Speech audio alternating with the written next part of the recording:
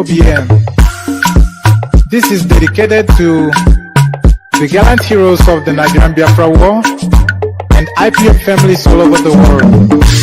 I remember the Nigerian Biafran War, in the thickness of the Biafra genocide.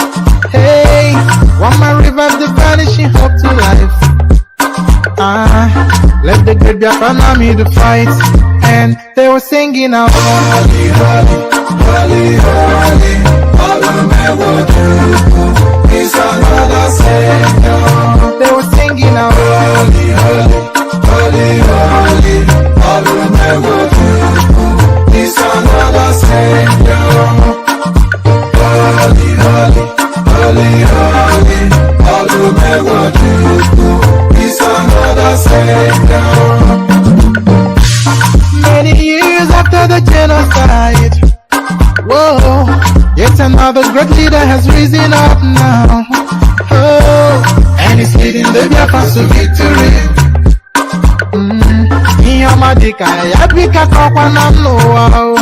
Hey,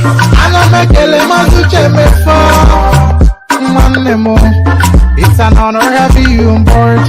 When I'm singing along, holy, holy, holy, holy, Nnamdi Kanu'S is another Savior. Sing along, holy, holy, holy, holy, Nnamdi Kanu'S is another Savior. When I sing along, holy, holy, holy, holy, holy, holy, holy, holy, is another Savior. Getting right and getting moving faster now. Holy, holy, holy, holy, is another Savior. Holy, holy, getting moving right, holy, is another Savior. Holy, holy, holy, holy, Nnamdi Kanu'S is another Savior. Another Savior. Holy, holy, holy, holy, Adimebujuku. Another Savior. Another Savior. Holy, holy, holy, holy, Adimebujuku. Another Savior. Well, this is MOBN. This is dedicated to the gallant heroes of the Nigerian Biafra War and IPOB families all over the world. I remember the Nigerian Biafran War, in the thickness of the Biafra genocide. Hey, one man revived the vanishing hope to life. Let the great Biafran army to fight, and they were singing out, holy, holy, holy, holy, is another Savior. They were singing out, holy, holy, holy, holy, is another Savior. Holy, holy, holy, holy, is another Savior. Many years after the genocide, whoa, yet another great leader has risen up now. Oh, and he's leading the Biafrans to victory.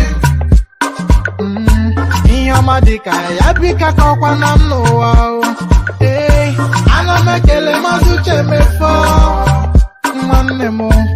it's an honor having you on board.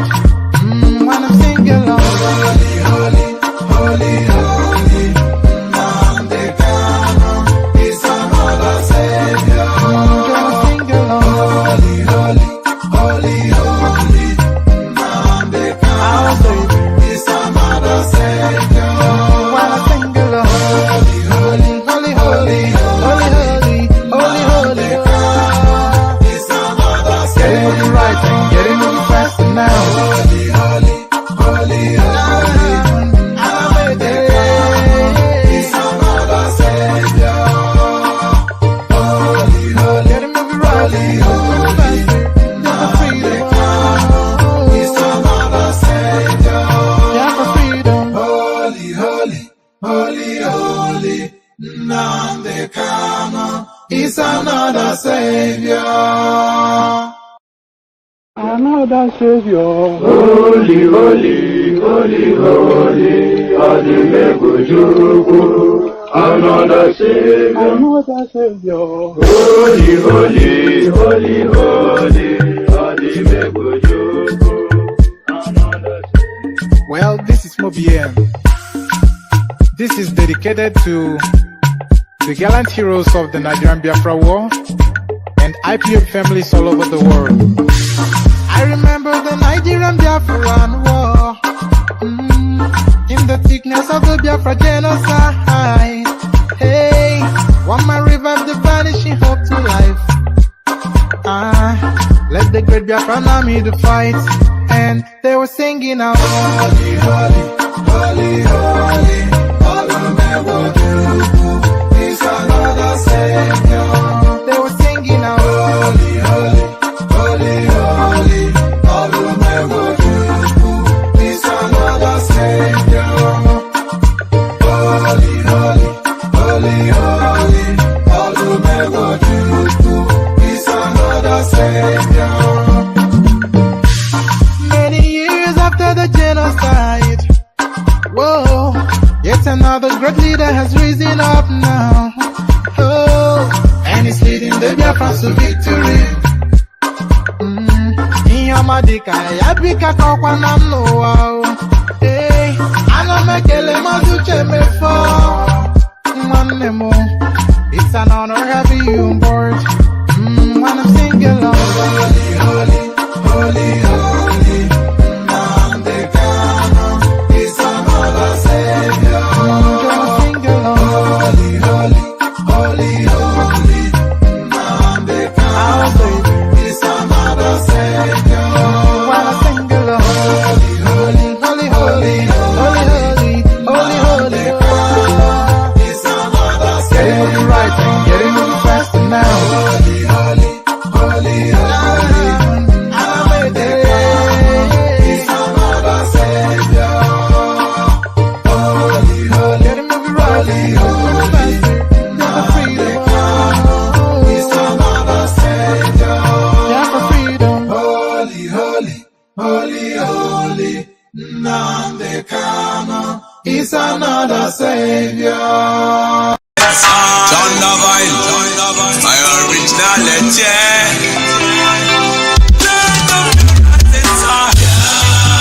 Biafra, land of the rising sun. Biafra, my home, my fatherland.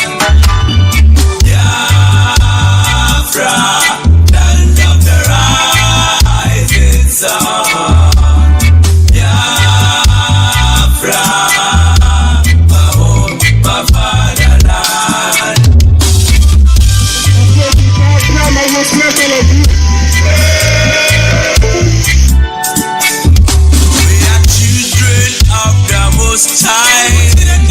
Called by the name of God, the Creator. Wise men from the east, south, and the middle. Great Biafran people. When they kill it to idol worship and we lost the face of our God. And as we were load in idol worship, the British entered it. Training on the Niger, exploiting Jappy power, trading by barter.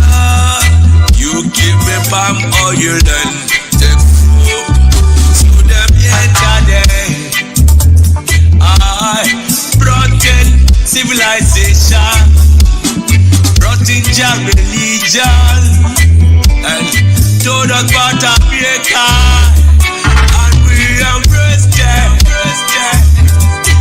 I never knew them got Nigeria with religious pretend us amongst our brethren, with denomination tear us apart.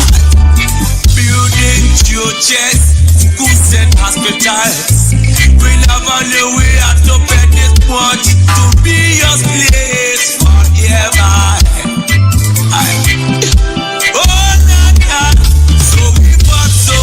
Against them systems,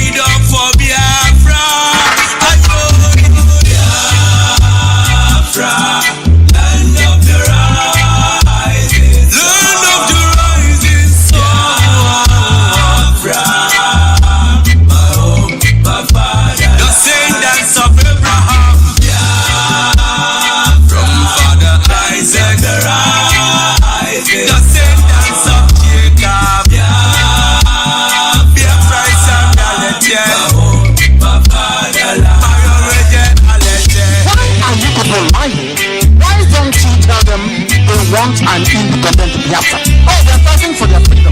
So we owe everything to Chukwuka Biafra to ask us to come. Not by our own might, nor power, nor will, but by the grace of His hand. Back in 1940, amalgamation, colonial master,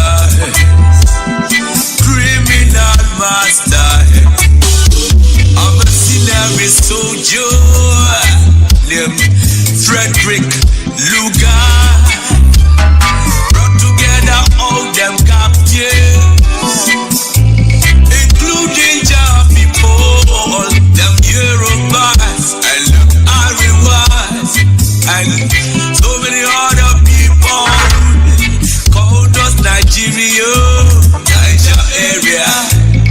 Oh Nigeria, people with different religion, different beliefs, yeah, different in culture and tradition, different language, different in everything,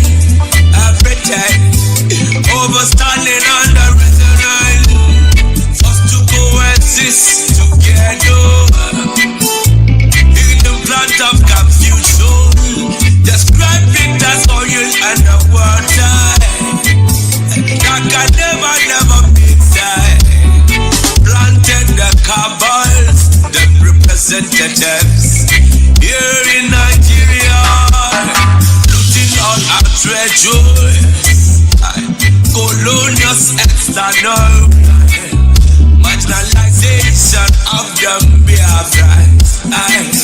Now is the time for manifestation. Now is the time to be restored.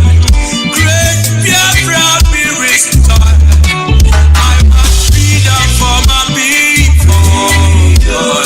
Freedom for Biafra. I know Biafra, land of the rising sun. Biafra, my home, my fatherland, my fatherland. Biafra, land of the rising sun. Biafra, my home, my fatherland, my originality. Biafra, land of the rising sun. Sweet home, my fatherland. I believe in Biafra. I love the rising. Yes, there was a country before the Biafra. Yeah, my home, my fatherland. Yes, it's a reality. Biafra is a reality. Rising, my originality.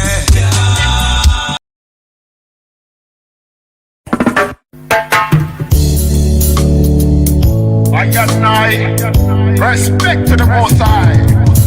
Yeah. Biafra, the rising sun. Now you hear me now? Everywhere in the world, Biafrans are fighting for freedom. Freedom, yeah. Biafrans, we know what we want. Biafrans, we know what we need. All we want is Biafra. All we need is Biafra. Our leader have tell us the truth. Now we know who we are. Cause our plan is killing Biafra. Yoruba is looking for 10%. The world are keeping silent. They are killing our people.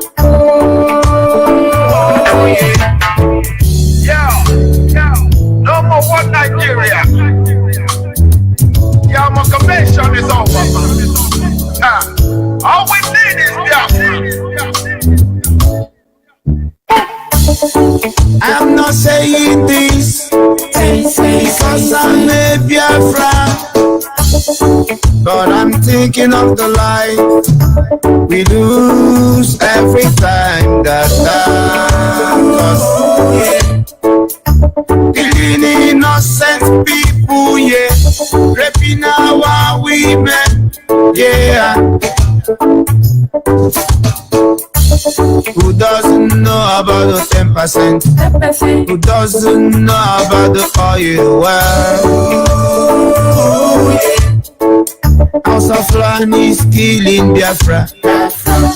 Yoruba is looking for 10%. The world are keeping silent. All we want is Biafra. We want to go home. Biafra.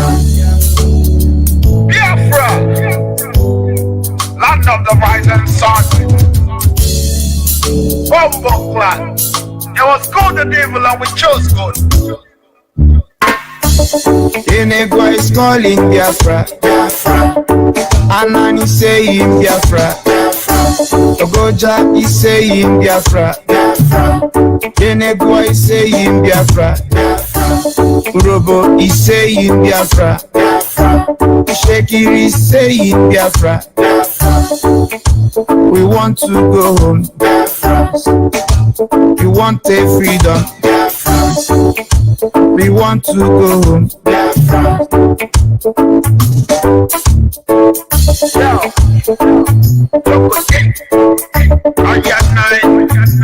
Tropical mix. Biafra, the rising sun.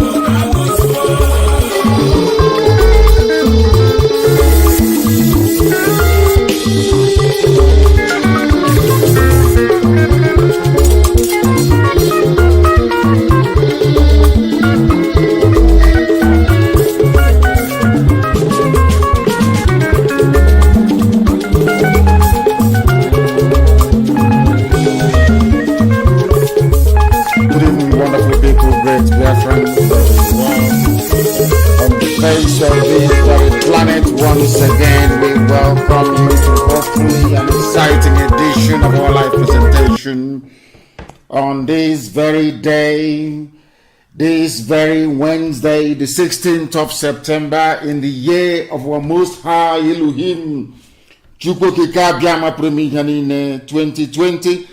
The time now is 8 minutes past 7 p.m. in the blessed land of Biafra, and I presume the same number of minutes past the top of the hour, regardless of where you're domiciled.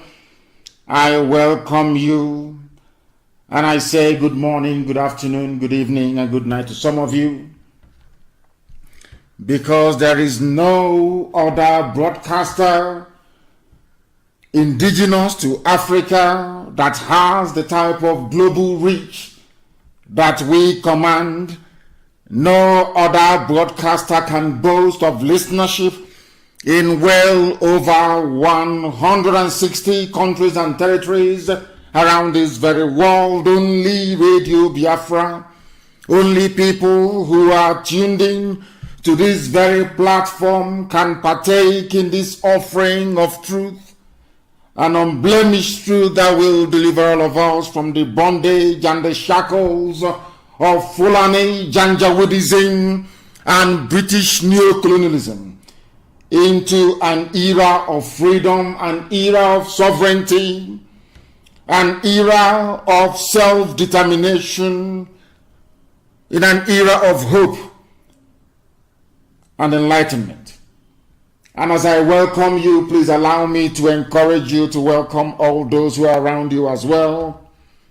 Your parents, your relatives, your friends, your brothers, your sisters, your cousins, because this evening we are going to be as incisive as possible, as concise as possible, as succinct as possible, as we dissect the very reason why we adopt the same stance and posture we've adopted from day one, which is to preach this gospel uncompromisingly. People say we insult them.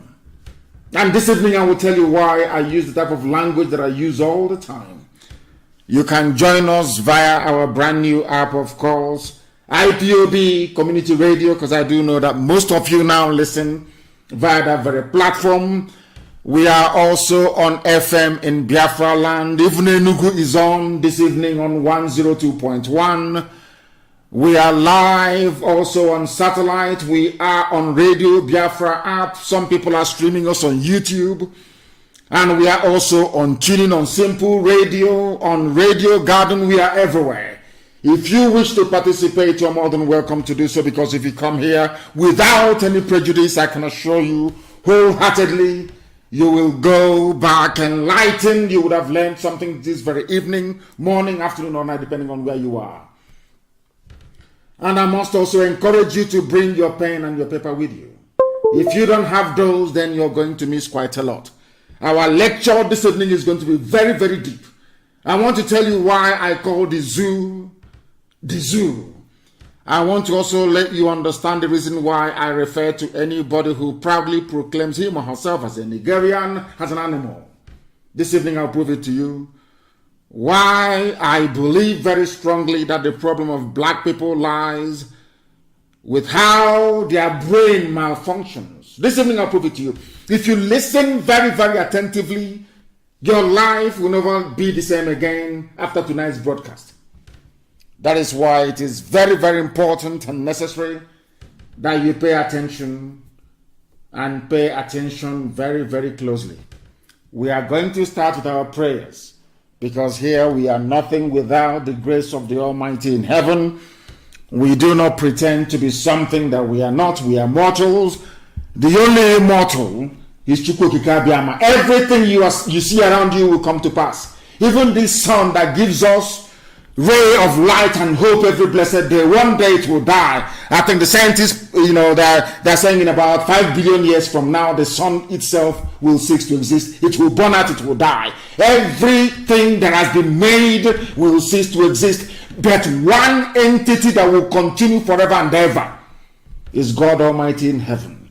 That is why we give him every praise and adoration. That is why I do not worship any idol. And I may say, Anything that is man-made, I cannot bow before it, because it cannot make itself. Only Elohim is deserving of praise, worship, adoration, and adulation, and that's what we're going to do this very evening.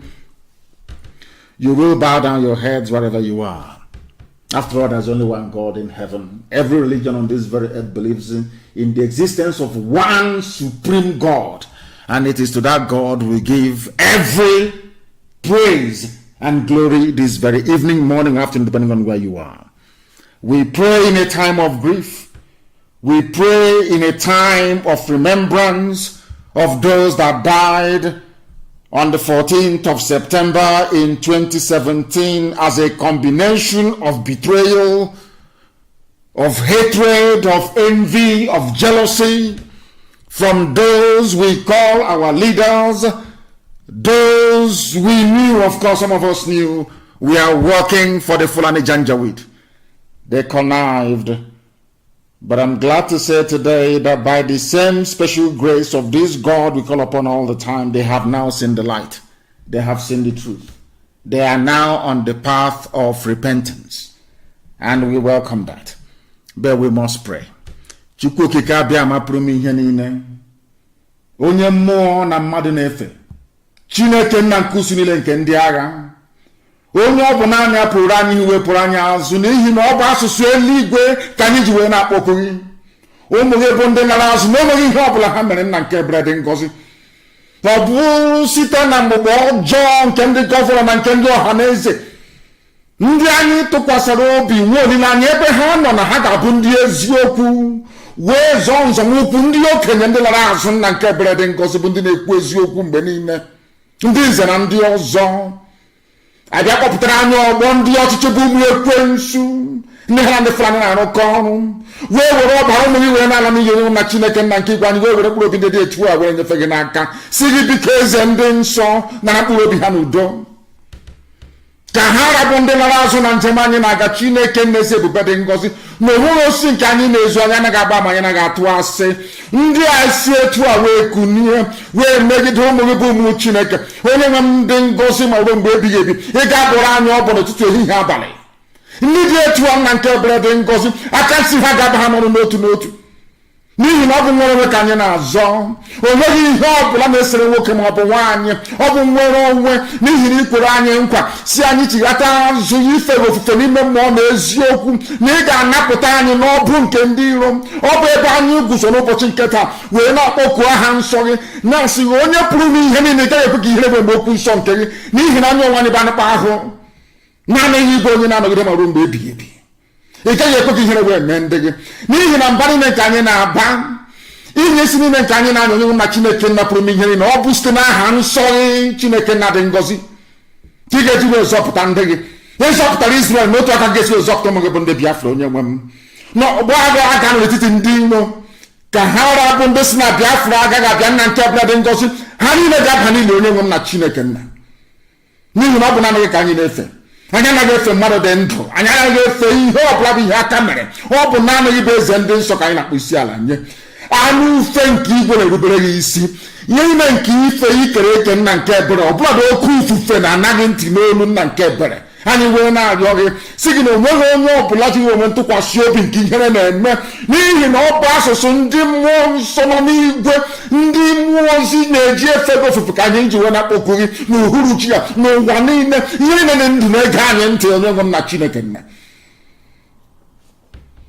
Ọ bụ naanị gị bụ onye kere ihe niile kere eke mana onweghị onye kere n'ihi na ọ bụ naanị gị bụ ọkaka naanị gị bụ mmalite na ọgwụgwụ na Biafra na-abịarịrị nne na ọ bụ nkwa nkedo wekwe onye nwe m na Chineke nna na ị na-akpachapụ ndị ọjọọ ndị ire abụọ ndị aka abụọ nna nke ebere dị ngọzi ndị na-eme ihe ọjọọ na nzuzo onye nwe m ndị dị etu aka ga-akpachapụ na IPOB ha ga-esi n'ime ya wee pụọ ka ọ bụrụ sọsọ ndị nsọ bụ ndị ga-abanye ala nka nkekwe anyị na nkwa na anyị wee na-etoghị wee na-ajaghị mma na-achọ onye nwe anyị na Chineke nna nke gị ọ bụ gị onwe gị na-eweta naanị gị na-ewere n'otu a ndị ya si wee bata n'ala nsọ bụ Biafra wee jide ụmụ gị wee laa ha n'iyi nna nke ebere dị ngọzi otu a ka ị ga-esi wee laa isi ụlọ ha niile n'iyi onye nwe m na Chineke nna bi n'igwe.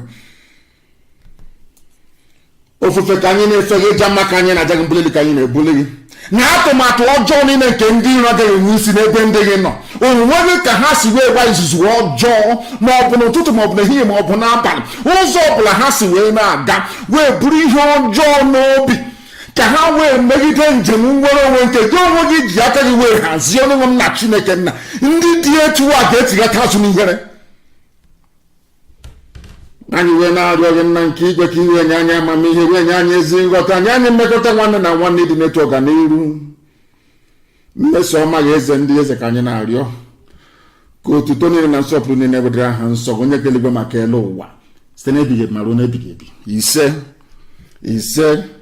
Ise I have just prayed in the oldest language on the face of this very earth, the language of the ancients, the same language they speak in heaven. That is why Britain doesn't want us to exist, because they know how deep we are as a people. But this evening, as always and ever, glory must belong to the Most High. We must now preach this very gospel which I promised you we're going to preach. The enemies are doing all they can in every way possible to suppress this very truth, but they cannot succeed, they cannot prevail. As you all know, I have been singing it like a song for very many months now, that Facebook is working with the enemy, but I'm very, very glad that Biafrans have now switched and are listening to us via IPOB community radio app. We must proceed this evening. I have dispensed with every nicety. I am going to start with the words of a man that I respect immensely. His name is Pa Ayo Adebanjo, one of the leaders of Oduduwa, a man of immense honor and integrity, a man I respect each and every blessed day of my life because he is consistent. I love people who are consistent, people who speak the truth always, regardless of the consequences. He's an elder statesman, one of the few who can genuinely lay claim to that very title. I am starting this evening with what Pa Ayo Adebanjo said. He granted an interview to a journalist, and the journalist asked him a very simple question. Please listen very carefully, because I said this evening I'm going to tell you the reason why I call black people animals. I'm going to explain to you the reason why I call Nigeria a zoo. I'm going to tell you the reason why I believe that anybody who refers to him or herself as a Nigerian is an animal. This evening you will know why I insult you, for those of you who feel insulted by the truth we preach on this very platform, because I have no apologies to tender. If you are foolish, you must recognize your foolishness and perhaps repent from it. But if you decide to go on wallowing in stupidity and ignorance, that's entirely up to you. It is my responsibility, therefore, to bring it to your attention, or should I say to call your attention to it. What is your take on the issue of power rotation? Pa Ayo Adebanjo was asked, and he said, listen very carefully please. Review the Constitution first, and other things will follow.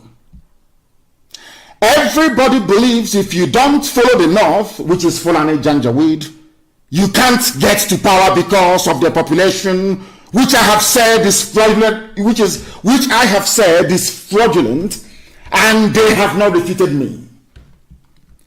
The colonial people rigged the population census for them, and they have not denied it. Britain rigged the population census, and the Janjaweed in the North have not refuted it, not for one single day. Everybody knows it's truth. What Pa Ayo Adebanjo is trying to bring to our attention is to lay the foundation of the fraudulent existence of the zoo. What Pa Ayo Adebanjo is trying to say is that the zoo, Nigeria to some of you, is fraudulent. In other words, Nigeria as a country, as a contraption, is an exercise in futility and falsehood. Not me saying it. Now, let us take it one after the other. People believe from the South, before you can become a governor, you must go to the North and kneel down and bow down before them. They have all done it. We know Imo State very well. We know the man called Izamu or whatever the idiot is called from Edo State. We also know about Bajabia Mila, I think that is his name, the Speaker of the House. How they went to the north and knelt down before Fulani. They tied the sheet on their heads. Some of them looking like bandage, like people who were wounded in an accident. To pledge loyalty and allegiance to Fulani in order for them to ascend into political power. Now I ask you this very simple question. People who behave this way, do they deserve to be called human beings? That's what I'm asking. People that have this type of mindset, do they deserve to be called human beings?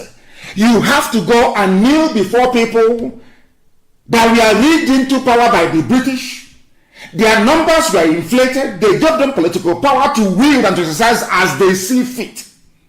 With that, over the years, they have reduced you to nothing. All of you grammarians from the south, they have reduced you to nothing. All you do every blessed day is, how do I serve Fulani Janjaweedism in order for me and my family to survive? And we have said no to that. That is what Paya Adebanjo is saying. Adebanjo said, some people think that you have to follow the north for you to survive. I'm getting at somewhere. I want you to have all these things in mind before we go to the substance of what we have for you this evening, so you can now, perhaps should I say, link what we are saying together so that it makes sense to you. We want to preach this gospel in such a way that even the most foolish black person in Africa will be able to understand it. What is Nigeria to some of you? According to Paya Adebanjo, who is over 90 years old, have seen everything. He is saying that you people from the south, by which we mean Oduduwa and Biafra, you think that you must follow the north for you to get into political power. The colonial people, Britain, he didn't want to say Britain, of course, who created the decision of Britain? Britain rigged census. Britain wanted Fulani to have power. Britain wanted to control a set of idiots. I'm going to prove it to you later on. The reason why I insult Nigerians, I want to prove to the whole world that it is only in the zoo, Nigeria, that people go to university and they come out more stupid than when they actually gained admission. Not me, Paya Adebanjo is telling you Britain rigged the election. Are you telling me that Ohaneze doesn't know the election was rigged and population census rigged in 1957, 1953, 1957? Is that what they're saying? Of course they know. Don't Pandef know? Pandef knows. I'm calling those that call themselves elite. Don't Afenifere know. Afenifere knows that the zoo Nigeria was fraudulent from the beginning. How about Middle Belt? Middle Belt Forum, do you know that the zoo was fraudulently put together from the beginning? The answer is yes. How about Arewa Consultative Forum? Arewa, do you know that the zoo was fraudulently put together from the beginning? The answer is yes. Now, why have you decided, all of you, why have you decided to continue in that fraud? Do you see why I call them animals? I need you to understand this. Only an animal will know that it's going to be slaughtered. And they are feeding him to fatten him up for slaughter. And he will keep eating. Until one day, he will be so fat that they will slaughter the animal during a festival or during a ceremony. If you know, all of them they know. If you ask anybody, senior advocate or junior advocate, intermediate advocate of law, all these people, if you ask them, how do you best describe the foundation of Nigeria as Britain left it, or in 1960, they will tell you it was fraudulent. It was a fraud. Everybody knows that. Britain lied. Britain wanted people they can control. Britain cannot control Yoruba. Britain cannot control Igbo. They cannot. They cannot control Oduduwa. They cannot control Biafrans. They needed people they can control. After all, there was no war of colonization in the north. When I mean north, I mean Arewa, Sharia north, the Janjaweed territory. As soon as they saw the white man, they rolled over. there was no war. Benin Empire fought. To the last man, we fought. Ekumeki was formed eventually, and we fought every inch of the way. Yoruba fought to an extent. The Janjaweed never fought anybody. The white man came, they rode over, they said, oh, come, anything you want. Britain said, oh, here comes loyal people. Anybody who lives or who has ever lived in the UK or ever worked there can bear me witness. In an office, if you come to an office and you claim you are intelligent and you're a black person and you claim you're very smart, you're very intelligent, go and ask them, how many of them ever made it to senior managerial positions? You can never make it. But once you begin to behave like Frank Bruno, like an idiot, they see you as one of theirs. Like Chris Akabushi, once you begin to behave like an Uncle Tom, an idiot, they give you all the promotion in the world. Go and ask. That was exactly what they did in Fulani territory. And that is what Pa Ayo Adebanjo is alluding to. They say that politics is a game of numbers. Which number, he asked? Rigged number? Everybody knows in the zoo they rig elections. Tell me how we know it is common sense. Now, all of a sudden, America is saying we will impose sanctions on anybody who rigs elections in the zoo.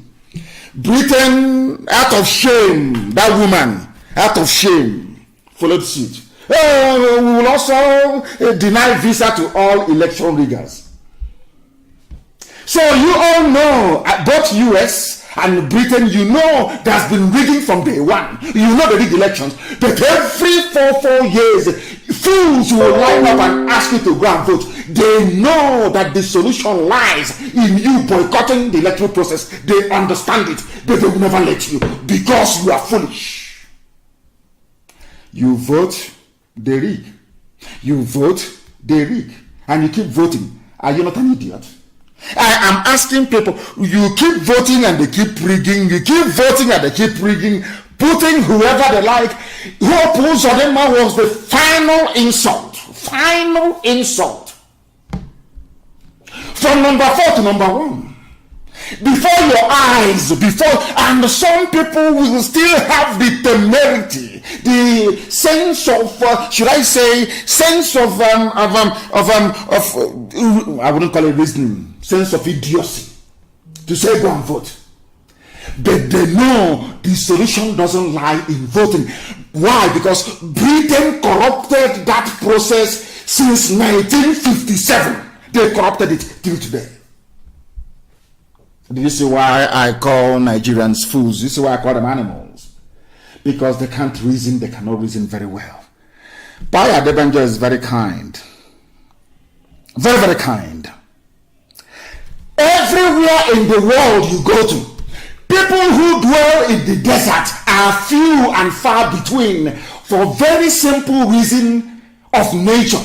Because there is no food, there is no vegetation, you don't have rivers and all the rest of it. So people there, they don't procreate as much as people who live in forested regions. Go everywhere in the world, the closer you get to the sea, the closer you get into places where there are vegetation, the more the population. It is simple, common sense. The more the population, desert, how many people have you seen in the desert before? In your whole lives, I'm asking you. They are the most sparsely populated region of the world. But Britain, in the zoo, they created Nigeria. Somehow they reversed it. Britain is now telling us who are educated, some of us that went to school, that only in Nigeria are people more in the desert than in rainforest. Where has it ever happened before? I said, where? Show me. That is how people who are educated, that is how they reason. Now you see why I call them fools. Why I call them Nigerians and why I call them animals, because they cannot reason. They went to school. All their years of PhD and mastering everything and speaking convoluted grammar that they don't even understand. I am asking them, where else in the world are people in the desert more than those in the rainforest? Show me where in the world. Show me where. Nowhere. And they claim they're intellectuals, they're the elite. When I see a monkey on television, we the elite. We the elite. I laugh at them. Because they know nothing. And our job here is to expose their limited, should I say, intellect. And the abundance of their stupidity.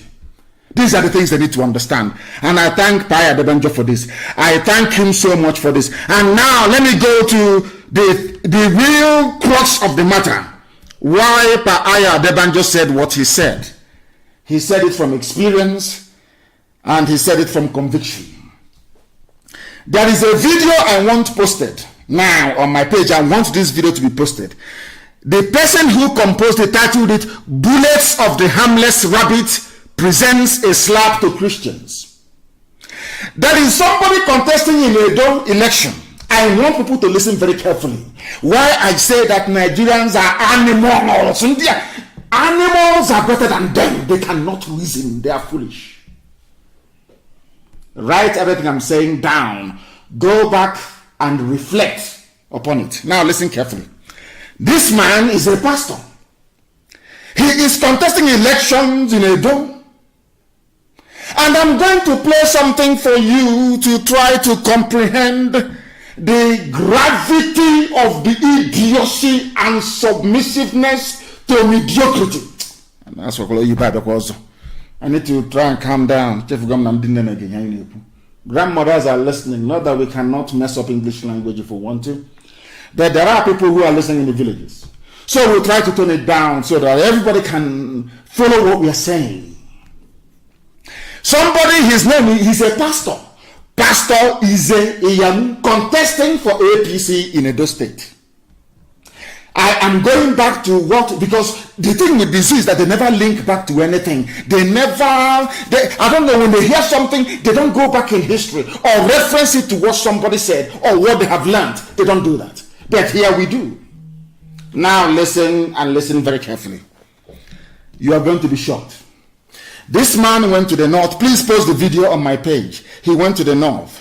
He wants to be the governor of Edo State. He knows that Fulani has the power to rig anybody into office. They have the power. They control the DSS. They control the army. They control the police. They control the court system. Everything is in their hands. Everybody knows that. And all of you know it. You claim you're educated, but you have done nothing. You claim you went to school. Your brains are empty. I'm asking all of you this very evening. All of you that claim they went to school. What I'm asking you is this. Are the judiciary, police, army, DSS not in the hands of the Fulani? Yes or no? If they are, do they have the power to get anybody into office regardless of the consequences? The answer is no. After all, Hope was on the number 4, not from number 4 to number 1. That even Supreme Court being presided over by Fulani people, they went outside INEC register to tabulate their own votes and gave Hope Uzodinma victory. All of you are just intellectuals. I'm an intellectual. We read the elite. Umokoko. Useless fools and cowards that cannot rise up to say that what they have done is wrong and they stand on it. You call them, you give them appointment, you appoint their children to positions and they just forget about it. They think that's how we are. How mistaken they are. Post that video, please. There is only one thing I want our people to understand from this video, because I'm going to play it now. And something to take away, to understand the depth of the mess people are in. Those that claim they are graduates, those that claim they will. I want the world to understand that the worst graduate on this earth is a graduate from a Nigerian university, from a zoo university. They are useless to the core. Useless. They pretend they know something, they know nothing. Their brains are empty. Now, he's a pastor. They are giving him tithe and offering, calling Jesus of Nazareth. Every blessed day, Jesus of Nazareth. Let us say the God he's calling now. He's in the north. About to be crowned. All of you know APC win Edo State. Who doesn't know that? Are you dumb? Don't you know that? They'll give it to them. Yes, not at the ballot. But of course, when they get to the court, they'll give it to them. Now listen. Listen very carefully, please. We want to listen. This is a Yamu, a pastor. Now listen. They are singing in the north. Listen. They are waiting for him to come. He wants to be governor. Not to obey people. He has gone to the north to go and get power from the powers that be. Those that Britain handed power over to a Fulani caliphate. He's a pastor. Allahu Akbar. Are you listening? A Christian pastor. A pastor. Allahu Akbar. He wants to be governor. Allahu Akbar. People who say he's our excellency. Excellency of our state. Our excellency is the governor. Do you see how foolish people are in Africa? Are you now presenting Allahu Akbar? Allahu Akbar. He has knelt down. They are shouting Allahu Akbar. He has converted. He is now a Muslim. Allahu Akbar. They are now Allahu Akbar. Allahu Akbar, yes. Allahu Akbar. Bismillahirrahmanirrahim. Alhamdulillah. They are now praying the prayer of Islam over his head, the turbaned head. Are you listening? These are the truths Facebook doesn't want the world to hear. This is the truth the zoo doesn't want the world to hear. They will preach it here on this platform fearlessly. Islamic prayers for a Christian pastor. Are you listening very carefully? Zoo people, are you listening very carefully? Now I want to say to the whole world that this is the extent of the stupidity of a black man. There is no principle, no consistency, none whatsoever. Everybody wants to feed their stomach. After stuffing your stomach full with loot, you now feed your children. That is why they have no honor, no integrity. Absolutely none. That is why I call them animals. Now you understand me? A pastor, he has converted to Islam because of election, because Fulani will rig him into power, because Britain will do nothing. Britain gave Fulani the power. They can do whatever they like. They can kill, they can anything. Fulani bandits can slaughter everybody. Britain can never say a word. Never. They've been compromised. Now do you understand it? A pastor in a Edo state election has now converted Allahu Akbar. They are now reciting the creed of Islam over his head. He wants to get into power. Do you see how they roll in Africa? Do you see why Africa is very poor? People have no principled stance on any issue. Nobody believes in anything and says, on this thing I stand, come hell or high water. That is why they endlessly spend their time speculating on what I am doing or what we are going to do. Do you understand it now? He's a pastor.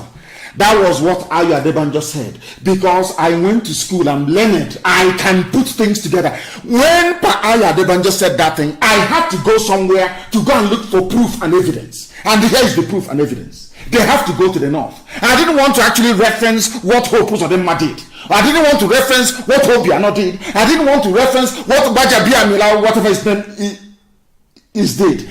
I am going to what is happening now, not in the past. Edo elections coming up, the person representing APC, or should I say running under the banner of APC, has gone to the APC stalwarts in the north, Alamajiri, to go and get power from them. A pastor of the Holy Book, a pastor of New Testament. You are now hearing Allahu Akbar. Did you hear that? That is Africa for you. That is why I call Nigerians animals.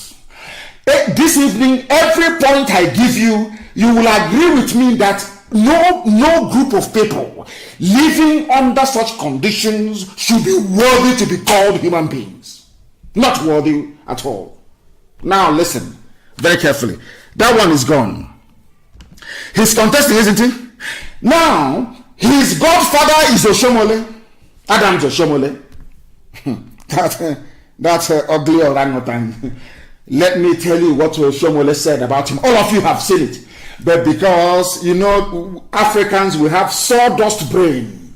Our brain do not retain information. It's like a sieve. You pour it in, it drains away.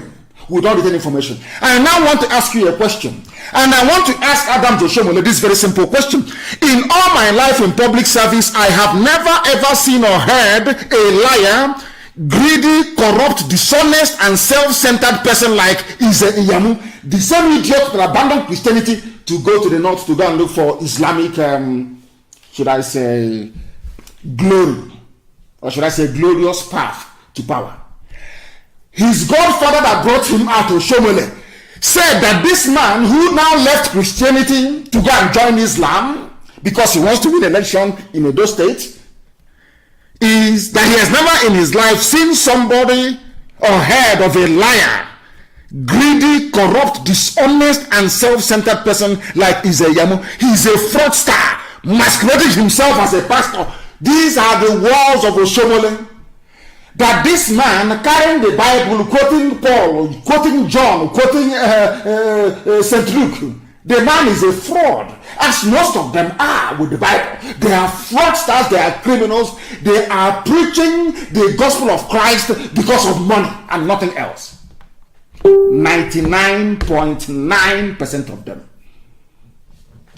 Listen, according to the person that brought him out, his godfather said that he is a self-centered person, he is a fraudster, using the Bible to deceive the gullible. He has gone to the north to go and receive the blessing of Islam because he wants to win. He wants to be rigged into power. Now the question is, why is Oshomole then supporting him? Why is it that somebody who is in Lagos State, Tinubu, is worried about Obaseki and now asking you to vote for Ize Iyamu? Because he himself is a Muslim. So if they get a Muslim governor in Edo State, all good for them. Whereas some of you are looking at Nigeria as a project or maybe as a country, they see it as a religious enclave. And as I have said to some of you before, the leader of Islam in the zoo is the Sultan. The loyalty of Tinubu is not to Afenifere, not to the Oni of Ife, not to the Alafin of Oyo. His loyalty is to the Sultan of Sokoto. If you don't know, let me tell you now. Because for them, religion takes precedence over every aspect of life. That is why they want a Muslim in Edo State government house. Do you understand it? And I'm going to tie all of these things up. If you're following and taking your notes, I'm going to tie all of these things up later on so you can see the game plan of the Janjaweed and those they're using to perfect their mission of conquest of the South. Oshomole, his godfather, called him a fraudster and a criminal who calls himself a pastor. Now this pastor has now gone and is now a full-fledged Muslim. He wants to get into political office. And I'm asking people, all of you that studied political science or that read civics or whatever it is this how election is supposed to be held and conducted? It's not based on the strength of your manifesto and your power of, should I say, conviction, oratory, and all the rest of it, your skills and your experience in life. Now, you don't need to possess anything at all. All you need to do is to go to Fulani and say, I will bring you Ruga. I will make waterways bill. Fulani can do whatever they like. They can kill. None of them will be arrested and you will be made governor of your state. Can you now say it? Do you now understand why I call Nigerians animals? Do you see the way they reason? Or lack of it? Do you see how foolish they are? None of them can remember what Oshomole said. If you cannot remember what Oshomole, what is the essence of you going to school? What is all this nonsense that you educated? Where is it coming from? You know that Britain themselves instituted rigging in the zoo from day one. How do you expect that country to be developed? How?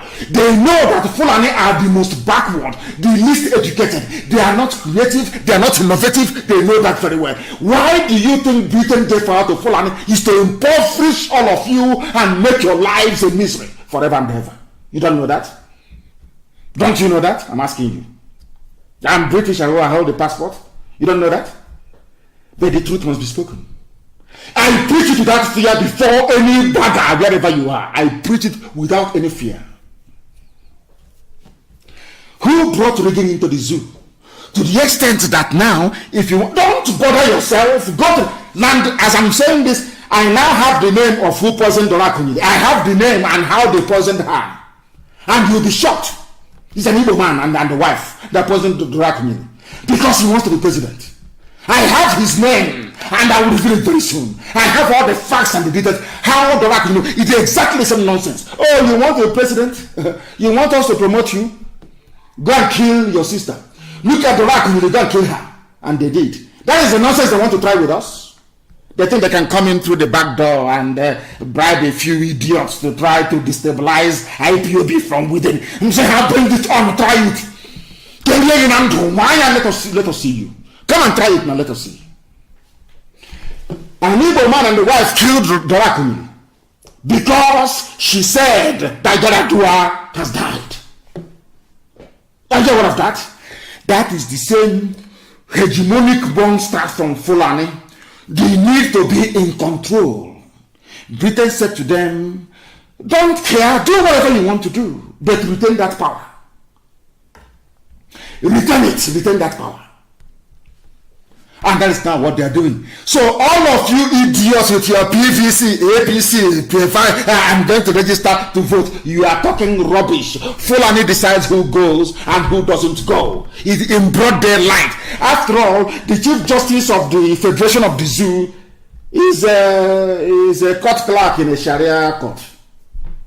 He's the Chief Justice. He did not go to any non-law school. No, not at all. In front of your eyes, you can see it. All of you can see it. Nobody can ask questions. You are there, moping foolishly and stupidly and claiming, I'm a Nigerian. We Nigerians, we need to move this country forward. You are an animal. Moving what forward? You're a fool that has no brain. You cannot reason properly. That is why I preach this gospel the way I do. Anytime, any day, any place, I tell you who you are to your face. Ndiara. Oshomole is the godfather. Look at what he said about his godson. You are a dishonest, self-centered person. And is a Yamu? Has he not proven it? Has he not gone as a pastor? He has gone to the north to go and receive blessing from the Janjaweed. Allahu Akbar. I wonder what this idiot is going to preach on Sunday. Mad people everywhere. And as this nonsense is going on, I want the world to understand those that call themselves learned intellectual that they went to. I want to prove to all of you tonight that your brains are empty, you know nothing. You can go and recite English language from morning till night. You come to Facebook, you write your usual junk that you write. Your brain, your skulls are empty, and you're not speaking it. Why am I saying what I'm saying? Because in Edo, they have an election in Edo. Election in Edo. All of a sudden, trader money has come out for Edo women. You see how they buy your vote and your consent, so that when they read it, you cannot talk. That is why they do what they do. So when they read the election, you cannot talk. They are now using trader money. Anywhere else in the world that is civilized, both the mask-wearing little boy in Asorok will be in jail. They will jail all of them for election interfering, for rigging.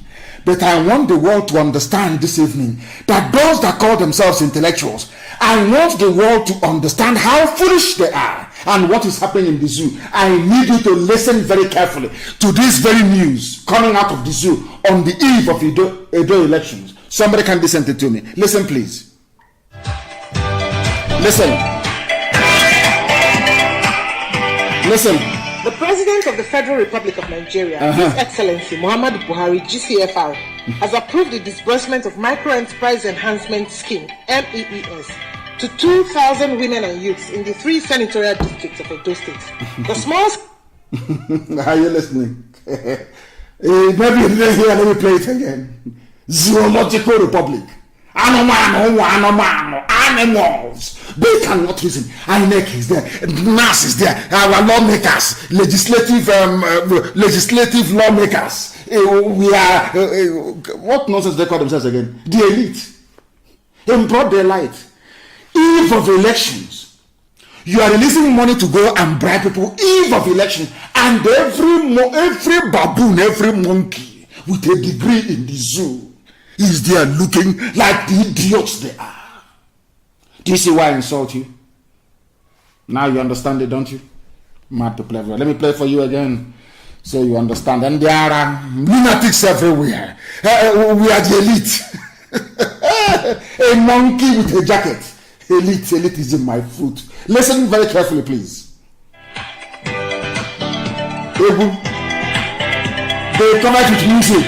So the President of the Federal Republic of Nigeria, His Excellency Muhammadu Buhari, GCFR, has approved the disbursement of Micro-Enterprise Enhancement Scheme, MEES, to 2,000 women and youths in the 3 senatorial districts of Edo State. Yes. The small-scale enterprise program is under the supervision of the Honorable Minister of State for Labor and Employment, Barrister Festus Keyamo, SAN, and organized by the National Directorate of Employment. Date: 15th September, Gloria Gardens, Commercial Avenue. 16th September, Uromi Town Hall, Uromi. 17th September, just sharing money everywhere. Arena. Election. Time: African style. Prompt. Day. Chief Host, Director General, National Directorate of Employment, Dr. Nasiru Ladan Mohammed Arugungu. Chairperson Women and Youth, Professor Idia Izeyama. The general public, Edo women and youth are expected to be in attendance. Election in Nigeria. Zoological Republic. Do you see why I call them animals? This disbursement is not for Delta. No, because there's an election there. It's not for Ondo State. Nothing is happening there yet. Is it for Sokoto? No. It's for Edo. Why are you disbursing money in Edo to youths and market women? Because there's election. So once you collect the money and they rig the election, you come out on the street to protest. They will say, after eating our money, you're coming to protest as they did to show. They will shoot you. Do you see how they roll in the zoo? Do you see why Nigeria is a disgrace to humanity? Do you understand it now? Do you understand it now? Why I insult these baboons from the zoo? It's only now that the United Kingdom is waking up. We are going to, if you are caught rigging election, we are going to penalize you. Who are you? Is it now?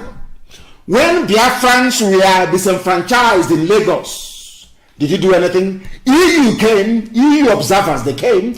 They saw that polling stations where Biafrans were in high numbers, should I say, in high concentration, were burnt and destroyed by Tinubu, destroyed with his thugs in Lagos. Everybody saw it. In Abuja, the same thing. In Kano, the same thing. In Kaduna, the same thing. In Zaria, it happened. Before your eyes, intellectuals, so before your very eyes. That is why I call you monkeys. Before your eyes, you were disenfranchised. The same thing that Mandela was fighting for. One man, one vote in South Africa, in your zoo, in broad daylight. Despite the fact that Oyibo was there, foreigners were there, white people from Europe came, they burnt your polling stations. You did video on social media. Well, what is happening is not good. This country is not good. What is happening? The next day, you wake up in the morning, as foolish as you are asking us to go and get our PVC. As if PVC ever made any difference. Now, do you understand? Was it not how Obiano went to Jibril and took off his cap to bow before him so they can rig him back into Anambra governor's lodge? Did you know? All of you didn't see it? People were asking, why are you taking off your cap now? He wanted to pledge his loyalty. Was that not the same reason why Obiano had to send some people from Abga to go and beg that weasel, that Eflefu chief in our land, Atoeze, to go and beg him, because Atoeze said to him, for embarrassing me, you're going to be probed when you leave office. Because he has some Fulani friends, they will probe him. He sent some Abga people to go and beg Atoeze. You think we don't know all this nonsense? That is the zoo for you. Everybody is now in fear of Fulani. They terrorize you in your farms. They rape your mothers. They abduct your daughters. Nothing is happening. Nothing is happening. The whole world is silent. They rig. They come. They abduct. They shoot. They arrest with impunity upon impunity. And all Britain can say is, if you rig the election, threatens electoral offenders. Who are you going to threaten? Who is there? You're going to threaten. Do you see why I call them a zoo? People think I have no reason. It is maybe out of some say is ethnic bigotry. People who don't know English language, ethnic bigotry or whatever it is. That's why I'm insulting you, because you are you are lower than an animal. I have proven it to you, haven't I? UK threatens election offenders with visa ban and asset seizure. How did they get the money to invest in the UK in the first place? You know they are criminals. This one is a pastor who's going in now. They will rig him in. In the next 5 years, he will be buying houses in Dubai and everywhere. Nobody will ask questions. You're saying, I want to see their assets. They know what they're doing.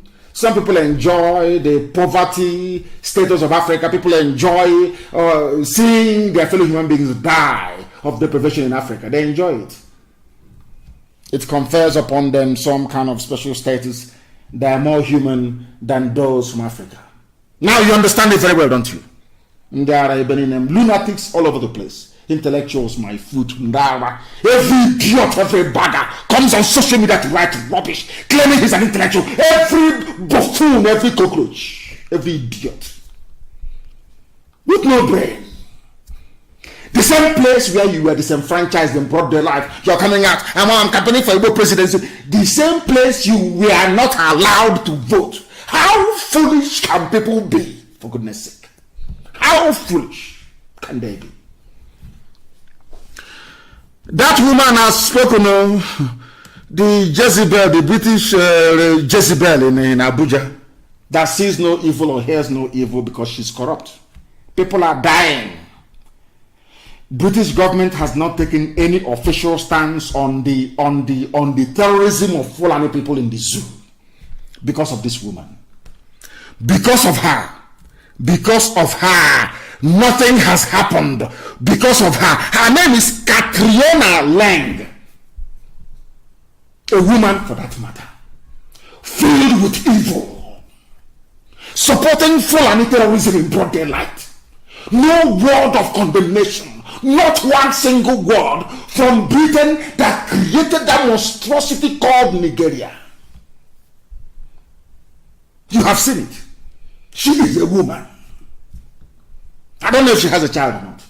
A woman. You respect mothers to have some measure of empathy. And I'm asking this woman, when they are raping young women, when they are raping women of your age and abducting your daughters, as a woman, are you not touched? Are you not moved? Or they gave you so much money that you cannot speak. Now you understand them very well, don't you? Lunatics everywhere. We must preach this gospel of heaven in truth and in every honesty. I am under oath to Chukwu Okike Abiyama to speak the truth always, regardless of the consequences. And that's what I do. That is why I never built any gang. I don't believe in all these people building their own little gangs, a little cabal. I call you in the night. Are you with me? Rubbish. If you do what is right, you remain with me. Any day you misbehave, you're out. Ask anybody anywhere. Do I call in the middle of that? Say, oh, let's gang up against.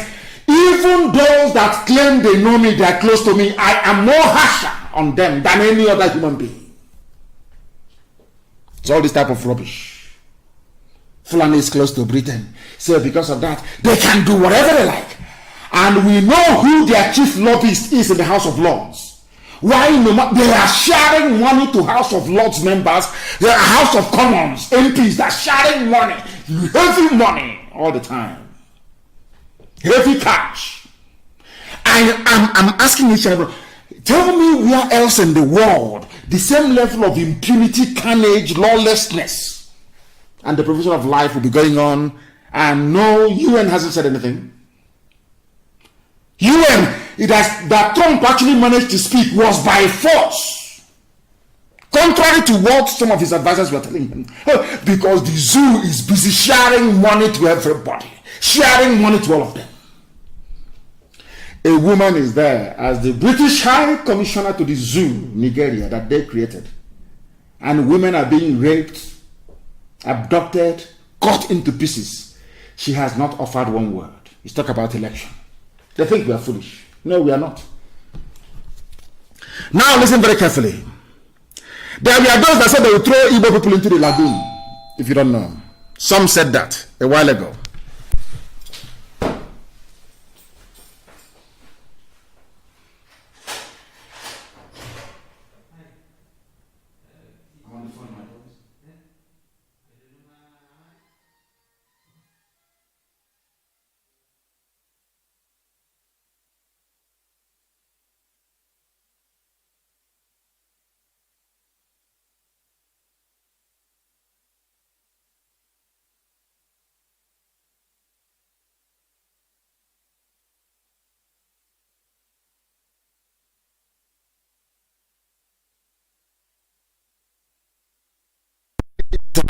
As we were broadcasting, I was rudely, very rudely interrupted. Please do bear with me.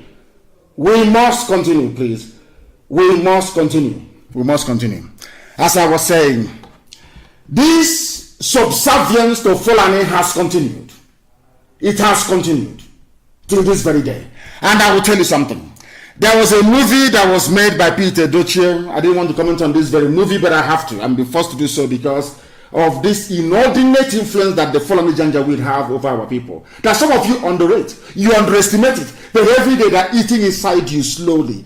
They are eating inside you slowly. Every blessed day, every blessed week, they are eating inside you. I want to make it abundantly clear to all of you who are listening that they have taken over the conscience of our people.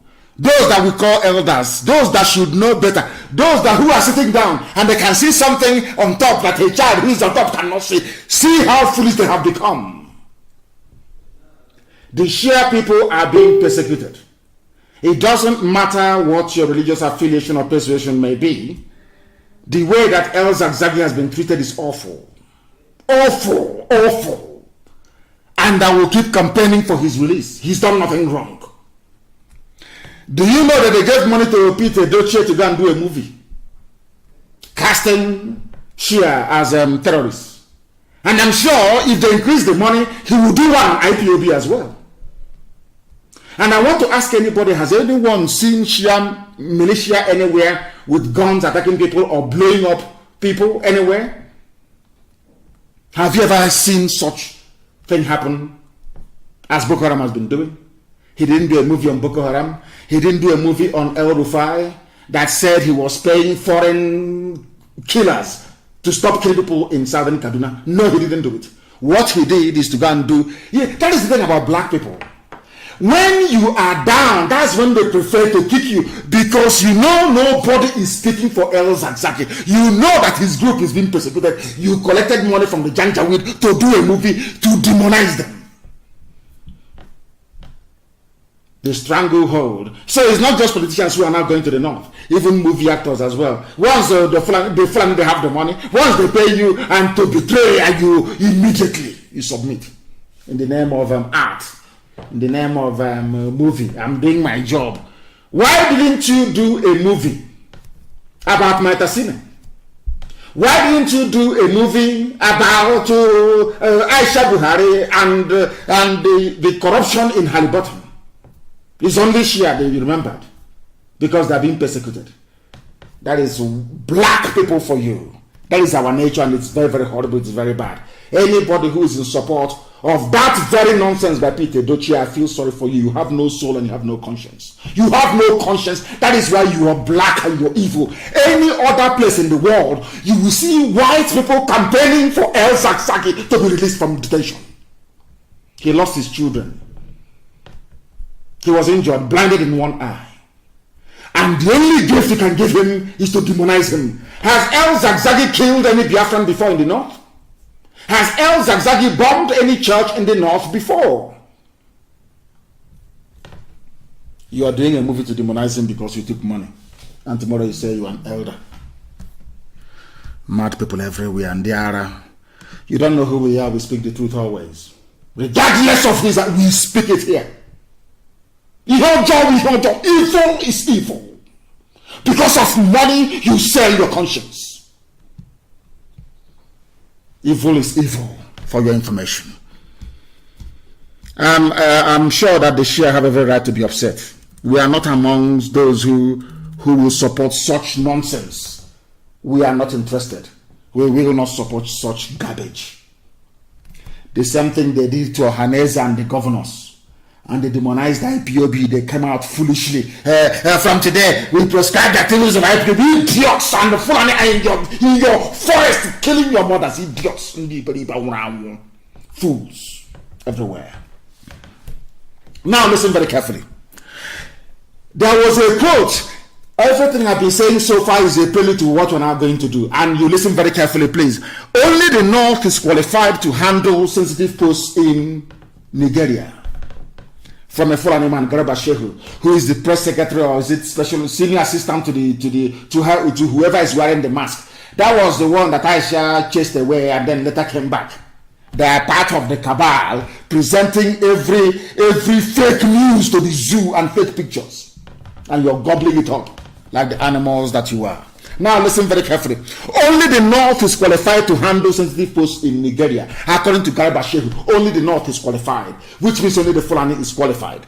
And this North, I'm coming later on, includes Igbo people as well. I don't know if you know in Benue State.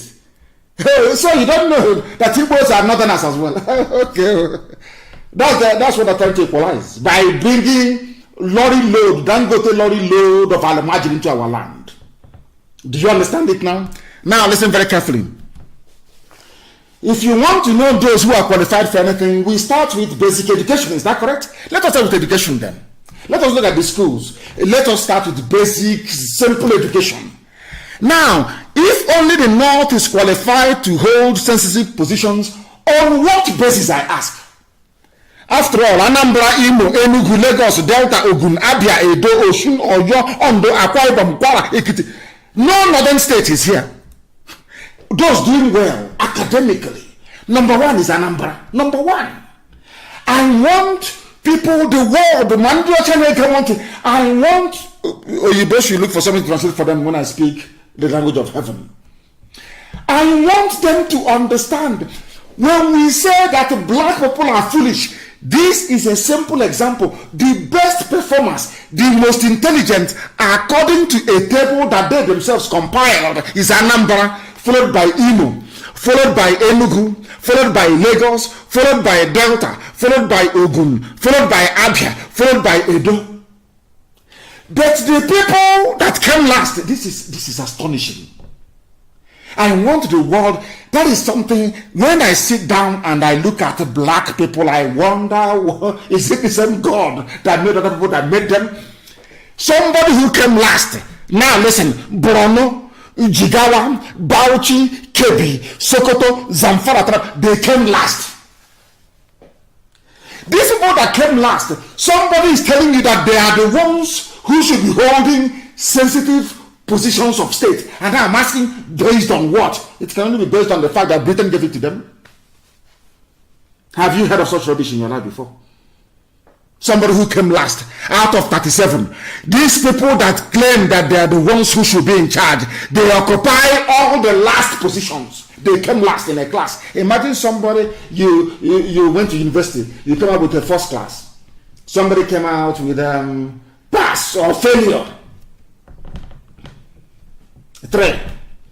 Not 2-2, not 2-1, but a 3. Let my people go result. And he proudly stood up in front of all the congregation and said to the whole world, please, in view of the poor performance of this very student, I think he is entitled to the highest position. I have never heard of such nonsense in my life. Only in the zoo. Now do you see why I call you a zoo? Garba Shehu, senior special assistant to the president of the zoo, whoever the idiot may be, is telling you that sensitive positions are meant to be reserved by sensitive. They mean the president, the intelligence chiefs, they mean the chief of army staff, air force, everything, customs. They should be controlling it. They should be holding, and I'm asking him, based on what?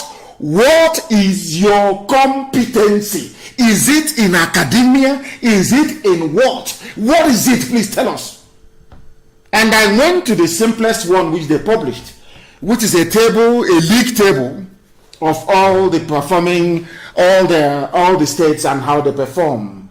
And somehow Those that came last are those who are holding sensitive positions in the zoo. And they keep asking themselves, why is the economy poor? Why can't insurgency be defeated? Why are we all suffering? They forgot that those that came last in the class are the people holding the sensitive positions, courtesy of British patronage.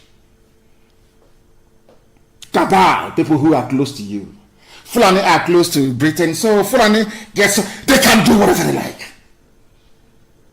They can kill and pillage and do. Britain is there to protect them. Now, do you understand? Now, do you appreciate the enormity, or should I say, the gravity of the stupidity of Nigerians? Do you understand it now? Somebody without shame came out. The league table is there. It is there, please, and I want it published on my page. The league table is there, very clear, of unity, basic education. How are you performing? Anambra is number 1. But Anambra is not entitled to hold any sensitive position. But on the same table, the last state there is Yobe. They are entitled to sensitive positions. Tell me what type of God created such a place. God can create such a place.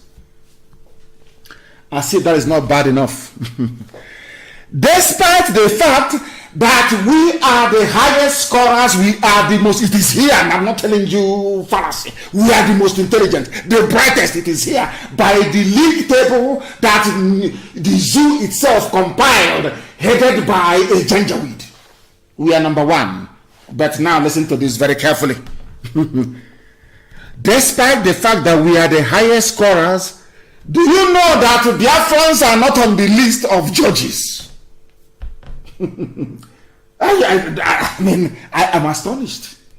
Biafrans are not on the list of judges, to the extent that a group rose up to say, we are taking you to court. How come the people who academically they are number 1, they are not qualified to be judges? It is those that didn't go to school, those that went to recite Quran, Babi Allah, they recite Babi Allah and Allahu Akbar, and they are in the bar. Allahu Akbar, and they move them to the bar. Do you understand them? This is a place where a human being that claims he is a professional, somebody who claims he's an academic, an intellectual, an elite, will wake up in the morning, he will wake up and say, I'm a Nigerian. Now listen very carefully, please. Appointment of judges. Group heads to court over non-inclusion of Southeast. Now listen very carefully. The Registered Trustees of Social Justice and Civil Rights Awareness Initiative has instituted a legal action at the Federal High Court sitting in Abuja over the non-appointment of a Southeasterner as a judicial officer in the Federal Capital Territory High Court. None whatsoever. Those that claim the elite, all these idiots in some Facebook groups, they are elite. They've been excluded from the judges.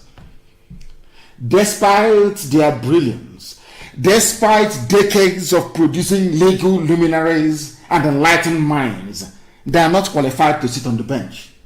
But people that went to nomadic schools, they are the ones who are there. The same fool, the same buffoon will wake up and say, I'm a Nigerian. Do you see why we speak the way we do? Do you now understand the gravity of your idiocy? Do you now see how foolish you are? People you claim you are a Nigerian. You are a stakeholder. They say, oh, unity. Let's unite in one Nigeria. And now they have changed it. Of course, we have lambasted and they've changed it now. It's now I don't know what the new name they're now going to give it. One Nigeria, unity. Let's unite. And this thing Nnamdi Kanu is doing. This thing IPOB is doing.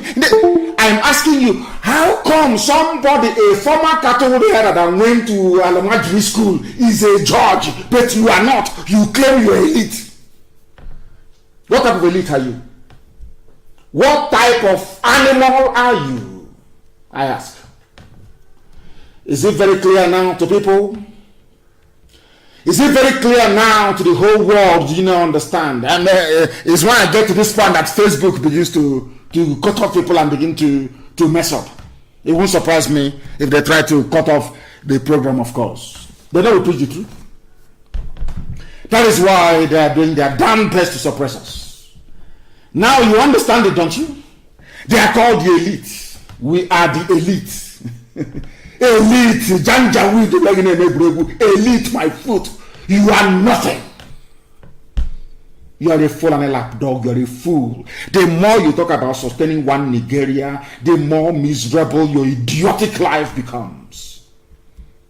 You are not fit to be judges, but you're number one. In terms of academic qualification, intelligence, everything, you're number one. You are number one. All over the world, people, the whole world are beginning to not add from time immemorial. They know how special we are. That is why Britain, the hatred that Britain has for Biafra, I'm not even sure that it can be exhausted in this life. They will take it over to the next life. Why do you think that is the case? Because we are intelligent, naturally gifted, very intelligent race. That most intelligent race in Africa is not qualified to be judges on the bench. And you're telling me that all is well. That somebody can, I'm elite, we the elite, we the elite, we sign up to one Nigeria. This self-determination is not for, we say idiots everywhere, fools everywhere. They are going to court to enforce their fundamental human right as Southeasterners to have a judge, at least one person sitting on the bench. That is how low the Fulani Janjaweed have reduced all of them. I need confirmation, please, that Facebook is working, because here it has frozen.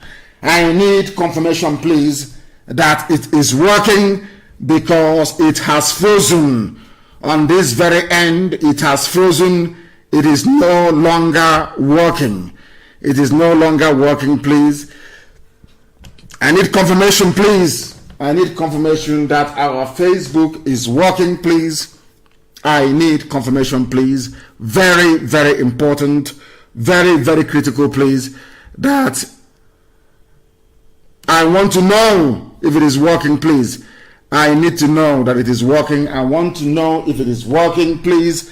Try to give me information regarding it's frozen. Here I can see it. It is frozen. I do not know if it is working or not. I do not know if it is working. If it is working, fine. Thank you very much. Thank you very, very much. It is working. Okay, it is working. Thank you very much for that. Thank you for the confirmation. Thank you very, very much that the Facebook is working. We are preaching the gospel of heaven as Elohim directed us to preach. Now we are coming.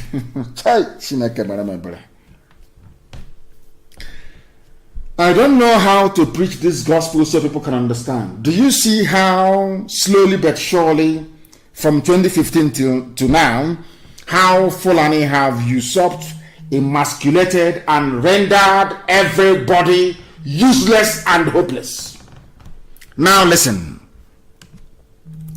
They deliberately, this is something I want, this is why people should please try to understand us. They should. They owe us an apology. I think that majority of the zoo idiots who don't understand what we are doing, they owe us an apology. So all these years they've been running down the petroleum sector, NNPC, the refineries, everything. It is to give monopoly to one of them, to Dangote. So today, brazenly in the open, I haven't heard Otedola bought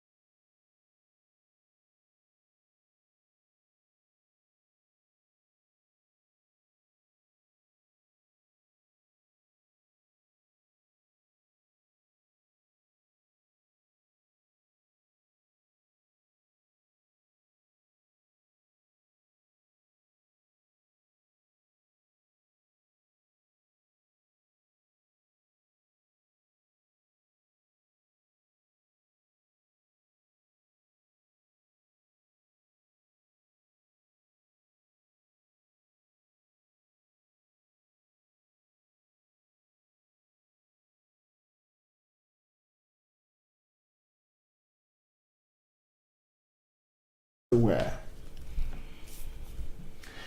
Has anyone come out to say that the zoo runs a capitalist economy and that monopoly is a very bad thing? There is a law in the USA that says anybody who operates a monopoly anywhere in the world, once your leg touches US soil, you'll be jailed for 25 years. I don't know if that law is still there. This man, who is a criminal, of course he is, runs a monopoly in the zoo. You're all happy calling him Africa's richest man. I bet if this man was a Biafran, oh my God, people in his village will rise up against him. This is how foolish all of you are. I'm asking you, has anyone heard any dissenting voice against Dangote's? Look at how all the Fulani ministers, the Fulani presidency, everybody's behind him. Can you learn something from Fulani? Learn something from them. He is going to build a refinery. And how much is petrol in the world market? By UK standards, it is about £1.20. £1.20 is nearly 500 naira or more. So when he finishes, he will sell petrol at 500 naira per liter. And if you protest, they will arrest you, they will kill you, and Britain will say nothing, because Britain is also benefiting from this fraud. Now, do you understand it? I don't hate anybody, I'm just telling you the truth. Black people are treated the way they are treated because they are foolish. Black people are treated the way they are treated in Africa and elsewhere in the world because we are backwards intellectually. We are genetically inferior to other races. If we are not inferior to other races, tell me why 4 functioning refineries, 4 and not 4, 1, 2, 3, 4. They closed all of it down to allow one single man who is Fulani to go and build his own. Hey, Chineke Manamebere, come on, for goodness sake. Come on, people cannot be that foolish. You can't be that foolish. Facebook has shut down my notifications. They don't notify people when I post. They have done. They wrote to me and they said, we are going to suppress your page because you said that Buhari is dead. Can you believe that? Can you believe that? They wrote to me, we are going to suppress your page because you've been saying that Buhari is dead. And according to one Yoruba boy and one Igbo boy, Yoruba is one Yoruba boy, one Igbo boy, Buhari is not dead. And I said, save me all this hassle. Bring him out and I will resign from my position. Nobody can these days, they even photograph him without his hands anymore. Dangote is building a refinery that will sell petrol to you at the rate of 500 naira per liter. The petrol that comes from, crude oil that comes from Biafra land. Unbelievable. And people from there are saying they want presidency. They want one Nigeria. Oh dear me. Oh dear me. Is it in the cow meat? Is it in the cow meat I ask? Is it the cow meat that you eat? That has turned your brain upside down. You can no longer reason properly. You can no longer reason properly. Why are the refineries not working? That is the question any sensible person should ask. And I'm asking that question this evening. Why would you shut down 4 refineries to allow one single Fulani man, to have monopoly over refined petrol? Why? Ask yourself that question. Ask yourself that question. This evening I'm going to tell you, reveal something to you. It's only meant for those who can reason. Because of course I know that most black people cannot reason very well, especially the animals in the zoo. But those of you who are brave enough to be listening, to still be listening to us, despite all the shenanigans of Facebook and the forces of iniquity and of darkness. If you're brave enough to listen to us tonight, your life will change, never be the same again. Why the refineries in Nigeria will not work? It's a headline, go and Google it. Why it will not work. Now listen, the Minister of State for Petroleum Resources, Timi Silva, announced, this news was released on the 27th of February 2020. Please listen very carefully, please. Listen very, very carefully. the Minister of State for Petroleum Resources, Timi Silva, announced the federal government's plan to rehabilitate the country's refineries. Against the backdrop of this announcement, experts in the petroleum downstream industry have said that the government lacks credibility to restructure the sector and bring the refineries to full operation. Now listen, please. The country has 4 refineries with 524,000 barrels per day capacity. However, in the last 20 years, yes, 20 years, the refineries have had a poor operating record, and in most cases they've been shut down. Now listen very carefully. This was Timi Silva. He's from the south. He's a Biafran. He's saying that we want to reopen the refineries. We want to rehabilitate them, refurbish them, and get them and put them back into proper use. Are you listening? Now please follow the next news. He's a Biafran. He wants things to happen. That news was in Get your pen and paper, please. In February, Timi Silva, the Minister of State for Petroleum Resources, said, we want to turn around the refineries. Please, listen carefully and write it down. Write it down. February 2020. And now in April, on the 8th of April of 2020. 8th of April 20. You see, February, January, February, March, April. Timi Silva said this made this on-Fulani statement in February, saying they will strive to revive the refineries to provide employment. You know, the usual thing that goes with it. Some of you may not know, but 4 refineries will employ thousands upon thousands of people. There will be other spin-off industries as well. It's called economies of scale, if you know what I'm talking about. And people will be employed, and good things will go around. But they shut all of it down because Fulani believes in suffering. They believe in a feudal system. Only a few people should enjoy. The rest should go to hell. Now listen. On the 8th of April, 2 months after the statement by Timi Silva, Nigeria to shut down its oil refineries in upgrade effort. Listen, they are now shutting it down. After saying they'll revive it, they are now going to shut it down. Now listen. Nigeria has decided to shut down all its oil refineries as it works to secure funding and a model to upgrade them.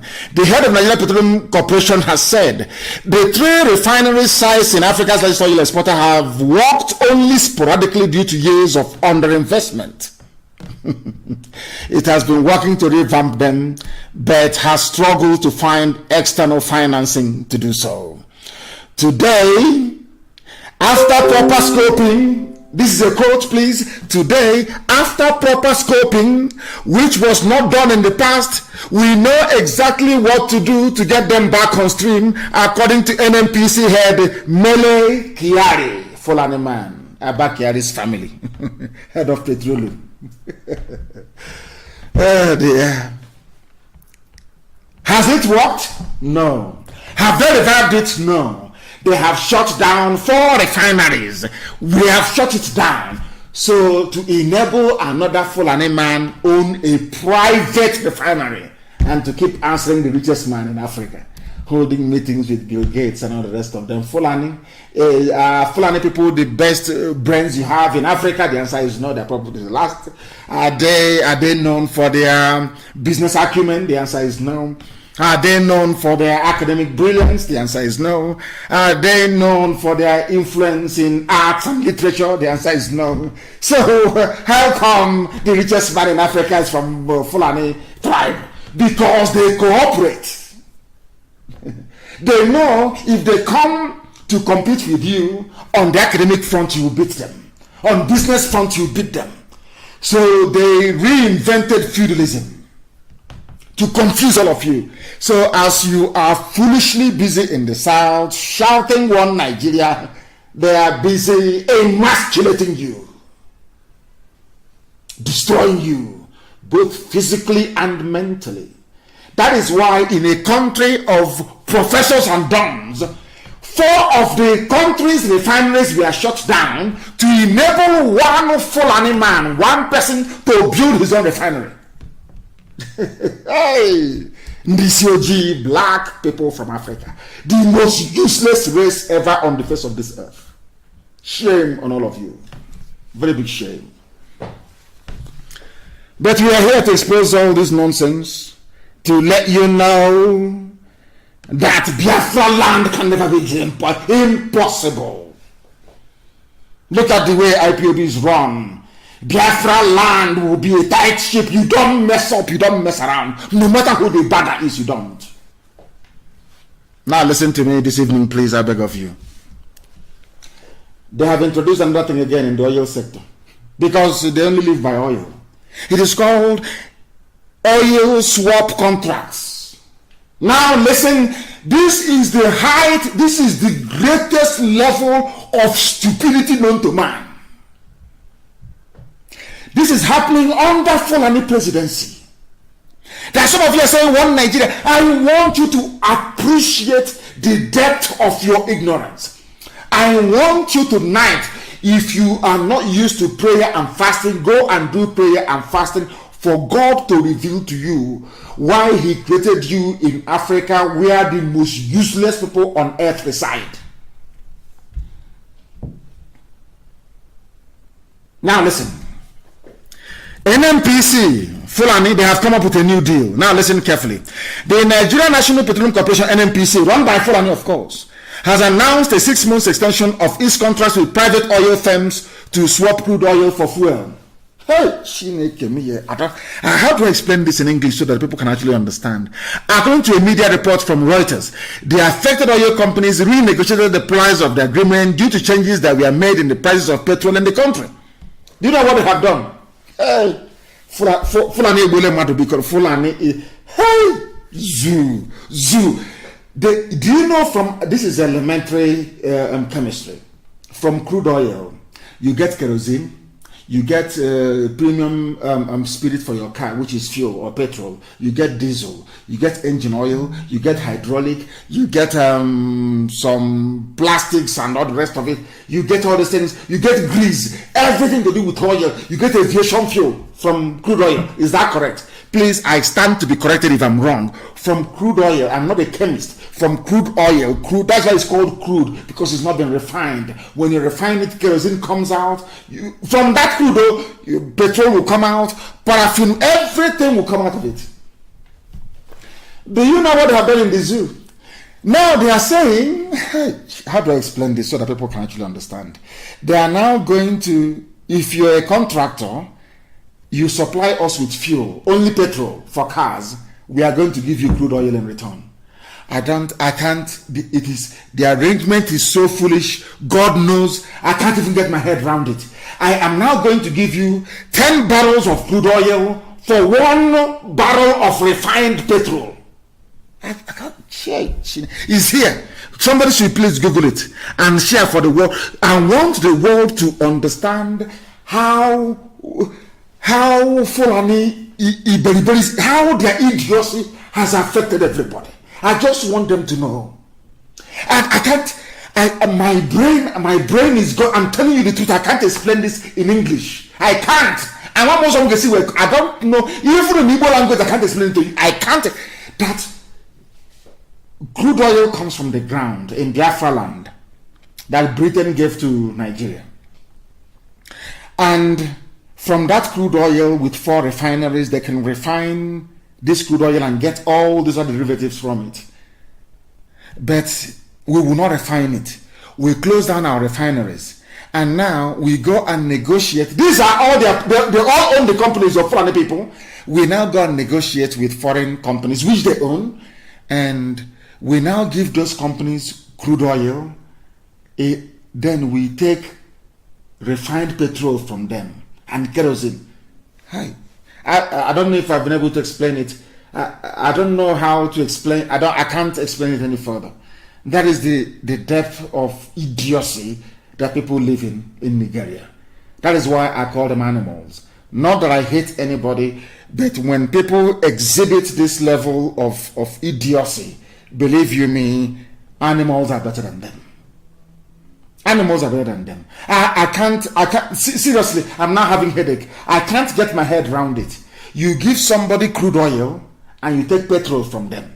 You give them crude oil and you take kerosene from them. You give them crude oil and you take hydraulic oil from them. I know I can't explain it. I'm sorry. I can't. No, this is I don't know if there was any doubt before that black people are useless. This is it. If no, I can't explain this. It's full on in power. 4 more years. 4 more years of this level of idiocy. 4 more years. Seriously, can you believe that? Can anybody in their right mind believe that? I don't believe it. These are the people that said they must hold sensitive positions like NNPC. Do you see what they are doing? Do you see what they do? Can you observe what they are doing? And somebody will say, I am an elite, I am a professor, and I believe in one Nigeria. And I keep asking, what is it about the zoo you believe in? Tell me one thing that is good about the damnable zoological republic. Name one thing. They take crude oil and they give to companies. The news is here, and then you take petrol from them. I have never had. I can't for the life of me. God, are you punishing us or what? Why mix us with Fulani? What type of punishment is this? I don't understand. What is this? What type of idiocy? What type of stupidity is this? Has anyone seen this type of foolishness anywhere in the world? You have 4 refineries. You close them down. You shut them down. You gave your brother a contract to go and build a refinery so you can sell petrol at 500 naira per liter. Not only that, you're not happy with that, you are now you give somebody crude oil and you take fuel. You give another state crude oil, you take kerosene. But in that crude oil you're giving them, it contains petrol, kerosene, everything in it. And you're telling me that black people are okay in the brain? That somehow that blacks are normal? Oh dear Lord, have mercy. Lord have mercy. Lord have mercy. They have extended their crude oil contracts for 6 more months. I have never seen this level of fraud before. They say they want to hold sensitive positions. Fulani must hold sensitive positions. That's what they say. Now they are in the army. Fulani is the head of the army. So they claim. That nobody can see, of course. Fulani, you are the head of the army. How many years have you been fighting insurgency? Who are the insurgents? Fulani. Who are the ones fighting them? Fulani. Who are the ones who recruited terrorists into the army? The same Fulani. Have they succeeded? These are the people that they came last in the table of knowledge and intelligence in the zoo. They are at the bottom, they are last. They had the audacity to open their mouths to say that they should be holding sensitive positions. That was what they said. And here they are. Nigerian army competent to tackle insurgency. But they're in Aba arresting people. They're in Biafra land shooting and arresting people. The whole world can see it. British High Commissioner can see all of these atrocities. The US Ambassador can see all. Nobody is calling them and asking them, what are you doing in peaceful Biafra land? Why don't you go and take this? Since you have army and police with guns to fight, why don't you go to Sambisa Forest and fight Boko Haram and Fulani banditry? They will not do it. But you have intellectuals, and that's why I call them a zoo. That is why I call them animals, because they cannot reason properly. Fulani should occupy sensitive positions. That's what they said. They are occupying it. Tell me one aspect of life where they have excelled since 2015, and I want you to name one where they have succeeded in whatever rubbish that they plan to do. Name one. No. Some of you don't know. They hoard money, they hoard and they keep hoarding to consolidate power. Some of you are blind, you cannot see, to consolidate power. That is what we're exposing. That is what Facebook doesn't like. Because Facebook have collected their own share. The same way that the British High Commissioner collected her own share. That is what they have done. Come and you take your share. The same way that those companies are taking your crude oil and giving you only 1 gallon of kerosene. Everybody is in on it. The zoo is in on it. And Facebook has joined them. Mad people everywhere. Are you going to stop us? The answer is no. People are listening via our app. Unstoppable we are. We are unstoppable. Do your worst. I said to say, I curse them every day. Do your worst. That means do it. There are mad people everywhere. We are here to expose your hypocrisy. We are here to expose your corruption. All of you. They are the people banning alcohol in Kaduna, but in one country. You ban alcohol in Kaduna, but they charge VAT on the alcohol. All of you are in one country. And I keep saying to them, you cannot be in the same country. We are two systems. We are not related, not by blood, not by culture, not socially, nothing at all. Look at what they're doing in Kaduna to people. Henceforth, anyone caught selling alcoholic drink or operating beer parlor business in Southern Guerrilla government area, these are areas predominated by Biafrans in Kanu. You will be penalized. Are you listening? They penalize us and they take our money for drinking beer, and then they use it to develop their land. But they say that it is very bad. Do you understand it now? These are the people who are intelligent enough to be given sensitive positions according to them. Today, the zoo is the poverty capital of the world. Today, they have been promoted. We should all be clapping for the zoo. Wherever you are, please clap for them. They have now made it to number 3. You know, when we were in school in those days, 1, 2, 3 is very important. 1st, 2nd, and 3rd. They call you out in front of the assembly ground, give you your report card, and praise you and give you a prize. If you come last, they will also call you out as well. Now, I want everybody to please congratulate the presidency in Asorok for making it to number 3 position in the World Most Terrorized Nations Index. They are number 3. We must clap for them, please. They have done very well. I want somebody. These are the people that came in telling you we are going to fight insurgency. We are going to do this. Is a strong man. I want all of you to clap for them, please. Clap for the zoo. They have number 3. Number 3 in the world. They have done very, very well. People should be clapping for them, please. They have done well to make it to number 3 position in the world as the most terrorized state. Over and above Somalia. Over and above Somalia, they have made it to number 3. How amazing! Please clap for them. They are number 3. Fulani Janjaweedism. Tomorrow, one idiot will tell me they want to be. We are Nigerians. We Nigerians. And they are. Go after this broadcast. Go and reason. Go play it over and over. Go and reason. Think. Engage your brain cells. Engage it a little bit. Zoo animals everywhere. Sabon Geri local government area in Kaduna. You don't want alcohol, but you put alcohol in your kettle. That kettle they used to wash hand and do ablution. You put alcohol and you're drinking it, but you don't like beer, but you drink beer. Hypocrites everywhere. Hypocritical zoo. Clap for the zoo, please, David. Do you know what's number 3? You must clap for them. They are number 3 in the world, the most terrorized in the whole world. Afghanistan, Iraq, and the zoo. Damnable zoological republic. Full of animals everywhere who cannot reason very well. With their paper degrees that is worthless. Do you know what that means? And I'm asking them, if you are closing down all your refineries, why are you still running petrochemical engineering departments in universities? Where will those people work? It's a simple question. Oh, they are all going to work for Dangote. So when they come there, they convert them to Islam. Because there will be so many people competing for very few positions. You see how clever they are. As they have converted this Yamu or whatever the idiot is called, contesting under APC in Edo State. Now you understand it, don't you? If you have not clapped for the zoo, you are making a mistake. Please clap for the zoo. They are number 3. It's an achievement. To come third is not easy. It's bronze medal. People must clap for them, please.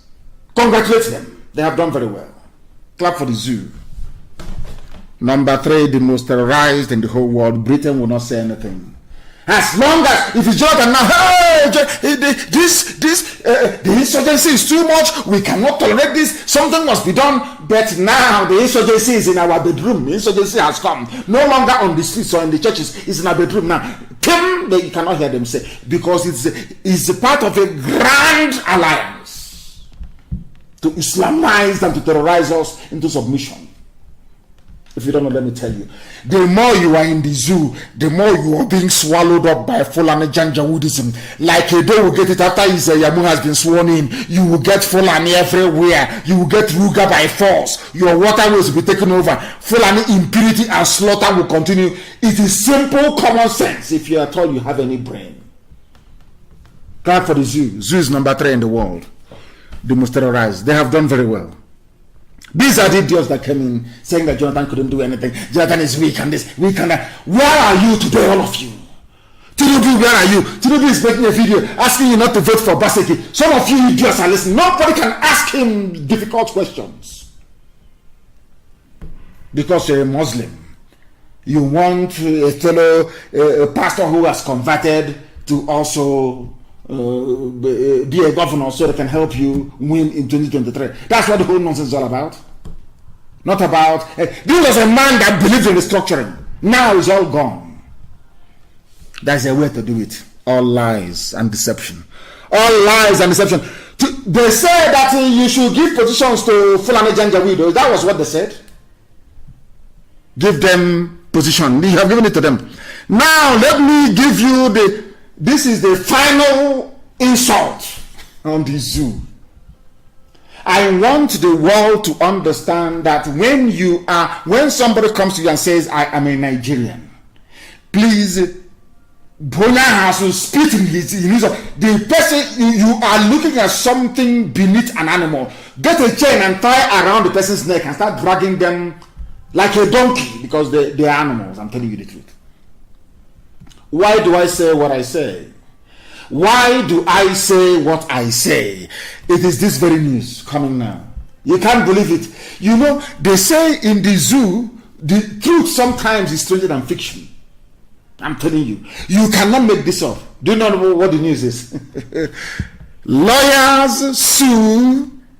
A lawyer sues Supreme Court for failure to comply with a request pursuant to the Freedom of Information Act 2011. Have you heard of such rubbish? Like NMPC and Fulani Janjaweedism. Please listen carefully. A lawyer is suing the Supreme Court, whose job it is to interpret the law. I have never heard of such nonsense in my life before, because Supreme Court, who should know better, there is something called Freedom of Information Act. You can request for information. Somebody wrote to Supreme Court requesting for information. Supreme Court doesn't want to comply. The Supreme Court, who is supposed to be interpreting the law, is refusing to obey the law. Hey, God forbid bad thing. Supreme Court, who is supposed to be the final arbiter, who is supposed to interpret this very act, somebody wrote to them asking for information. Supreme Court said no, they won't give them. Now the person is suing the Supreme Court. So High Court will hear it, and of course they will adjourn it to Appeal Court. It will go to Supreme Court. So the person you are suing is Hey, Chineke, who did this to us? Who did this to us? Who did this to us? I ask. Somebody is suing, is taking the, let me explain it very well. Somebody is taking the Supreme Court to court. So Supreme Court will now come to High Court first. And the case will be heard. And now they now go to appeal. And now the same person will now go back and say, oh, you're coming to my court now when you get here. Oh my goodness me. Who put this thing together? Who will ask? Oh my goodness me. If somebody is suing the Supreme Court, somebody is taking the Supreme Court of Nigeria to court over their failure to comply with Freedom of Information Act. Something that is an act. They just stonewalled. No response, nothing. Has anyone? Hey, I can't believe this. I don't believe this. I don't believe it. Hey, Zoological Republic. And the people who are in IDP camps are protesting in Borno. There is breakdown of law and order everywhere. Even those who have been terrorized, victims of terrorism, they are protesting in Borno, destroying cars and properties, and nobody shot at them. Nobody tried to kill them. But in Aba, earlier this evening, people were being arrested. People were being arrested this evening in Aba. And nobody will see it. Everybody has gone blind. Intimidation, harassment, extrajudicial killing, detention without trial, all the same. And in Abia State especially, because the judges in Abia State and the police, they are in it together. The police commissioner in Abia State, they are making money. Arrest them, wherever you see them, arrest them, they will come, they will pay money, they will grant them bail, they will come again, keep arresting them. That's how they're making money. And all of you now, you're dumb, you're quiet, you've gone deaf. You cannot see the injustice being done to innocent people. I am holding the Abia State prosecutor responsible for this. I am holding the chief judge of Abia State responsible for this. All of you who are involved in all this garbage, arresting people, making money, I am holding all of you responsible. And you will pay dearly for it. You will pay for it. Be rest assured, you will see what is going to happen anyway.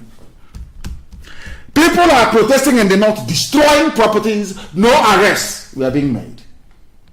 None whatsoever. But in Biafra land, when you see young people, you arrest them, you intimidate, you go to a half-care, you abduct people at will. Everybody's quiet. Okay, we shall see.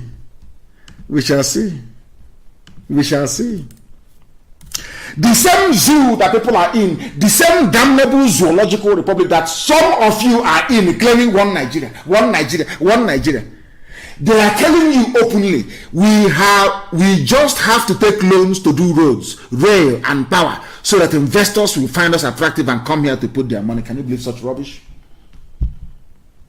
Loans to do roads. So are you taking a loan to do? Some people are so, see, Africans are very funny. They are very foolish people. I will say it anyway any day. We Africans are so dumb, it's unbelievable. We have to build roads. Now, let us break it down. What does it take to build a road? It takes, if you want to build a proper road, it takes concrete, which is cement, sand, and aggregates. Is that correct? Aggregates is a crushed stones. Is that correct? And then you have bitumen and even more crushed stones. You mix bitumen with crushed stones, then you get what is called tarmac. Is that not correct? That's what you need to build a road. It's common sense. Now, let me tell you why Africans are very foolish. And I will say it a million times over. Everything you need, they said they're borrowing money to build roads. I want to give Zoo free advice this evening. I'm an economist, so I'll advise them. It's very simple. You want to build roads, yes? You want to go and take money to build that very road. And you have unemployed graduates in their billions in the zoo. And what you need to build a road is cement, which is limestone, which you have at Nkalago, and also in Benue, in Boko, in Benue. You have aggregates everywhere. Ogun State has a lot of stones everywhere, which is called chippings. Is at Lok Banta as well. We have it in abundance. And you need water maybe to mix all these things together to form concrete, the paste. Are you importing anything from abroad? So why do you need to borrow money? Now I'm coming. That same crude oil you're exchanging for heaven knows what. Inside it contains bitumen. In fact, there is a natural occurring bitumen in Ondo State. If you're traveling along the expressway from Bini to Ore, you will see it on the left hand side. There's a bitumen pit there. Bitumen comes out of the ground naturally in Ondo State. And the stones you need is also in Yoruba land, is also in Middle Belt, is also in Biafra land. So what do you need the money for? for to build roads. Black. So all you need to do, my dear zoo animals, is to go and get limestone. You crush it. You go and get chippings, which is everywhere stone. You dynamite it and you crush it. And you get a bit of water with sand. You mix it. It forms the base of the road you're building. You go to Ondo State. It's not far. Ondo, there's bitumen. You get bitumen. You now crush stones, aggregates into small, and you mix it together and you put it on the road. That is how you build a road. If you want to make it stronger, you then add rod to it, which is steel, which, if not for your stupidity, you'd have gotten from Ajokuta many, many years ago. That's how you build a road. Do you need to borrow money from China to build a road? When you have unemployed graduates that will work for a fraction of the money you're going to borrow, do you see what happens when you have idiots in power? Now you can understand it, don't you? What do you need to build a road? I'm asking them. Cement. Where do you get cement from? Is it from limestone? Niger Salmon, Calago isn't on there. Remember BCC in there? Some of you have forgotten. There wasn't a football club called BCC Lions of Boko. Have you forgotten? They were making cement until they closed in Calago down, closed Boko down, and gave it to Dangote to be importing cement powder and bagging it in Apapa called Dangote cement. Do you see how foolish people are? Do you see how educated we are? Do you see how I feel sorry for them. We are going to build Biafra in such a way that even angels from heaven will take permission from God to come and live in Biafra land, because it will be the exact replica of heaven. Common sense. That is why Britain doesn't love us. Britain knows that all these Fulani mediocrity, borrowing money to build rail, to build what, all this money, put it in a Jokuta. You have the steel that will make the railway you need. You have it there. It's in Benue State. Chai, Chineke, black in this UG. I can't tell you people. Why we have resorted to borrowing according to their presidency. You know, we hit them hard over this presidency rubbish. Now they're putting the name Buhari. If you are Buhari, come outside. If you claim you are Buhari, Potani Hilo, come outside. Potani Ezi, come outside. Let's meet you. You're hiding, changing from one mask to the other with your boyish hands. Deceiving the idiots in the zoo. But I'm glad that at last Shoinka have spoken. Shoinka called him a ghost. He doesn't exist. A ghost, you don't exist. That's what Shoinka said. Why we resorted to borrowing Buhari? Show us your hand now. Show us your hand, young Bobo. Aisha's playmate. Show us your hand. Let us see. You people think that you can deceive everybody. You cannot deceive IPOB. You cannot deceive Biafrans. You can do all that, your rubbish. Use British diplomatic cover to be covering nonsense. You can cover all that garbage all you like. You cannot deceive us. You can't. They will live in Biafra land. Angels will leave heaven. They will say they don't believe that this is a black man's territory. That's what they will say. That they can never believe it. Let thy kingdom come on this earth as it is in heaven. If you don't know, it's in Biafra land. They are borrowing money. Fulani, borrow. They produce nothing. They make nothing. These are they come last in the league table of intelligence. They are the lowest of the low. They claim they are holding sensitive people. And all of you are just there looking sheepishly.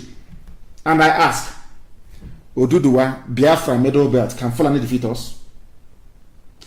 If the answer is no, then ask yourself, what is stopping you? What is stopping these people from saying enough is enough? What is stopping us from saying enough is enough? It's that blackness in us, that's African idiocy in us. They are borrowing money. I remember when at 97 naira somebody wrote, APC said, or Fulani said that fuel was the most expensive in Africa. At 162 naira, APC is now saying that fuel is the cheapest in the world. Are you following? Are you following at all? Are you following what we are preaching this evening? Unbelievable. Unbelievable. All they know is to control. Control. In the north, gunmen have killed a DSS officer. Ask them, did they go there to arrest the whole village or shoot at everybody? The answer is no. Why are you doing it in Biafra land? It's here in the news. Why? Britain will not see this one and ask them questions. Why? Why? The gunmen killed DSS officer after payment of 25 million naira ransom in Katsina. In Katsina, the supposed home of the idiot of Daura. Oh, dear me, these people. And let me also use this opportunity to warn every family. If we find out that your family, that any of your sons or daughter is working for DSS, and the idiot is foolish enough to join them in any raid against our people, whatever they see, they will take. And after that, that very family, I understand there's one idiot that was in Enugu running around, and that the family is making noise somewhere in Ebonyi. We will find them, we will deal with you. Ndiara, you cannot go and kill Boko Haram, to come and kill your own people. If your son or your daughter is with the police, army, or DSS in Biafra land arresting our people, when the time comes, so you bear the consequences. I'm just warning you. Gunmen have killed a DSS officer in Katsina. Did they raid the whole of Katsina?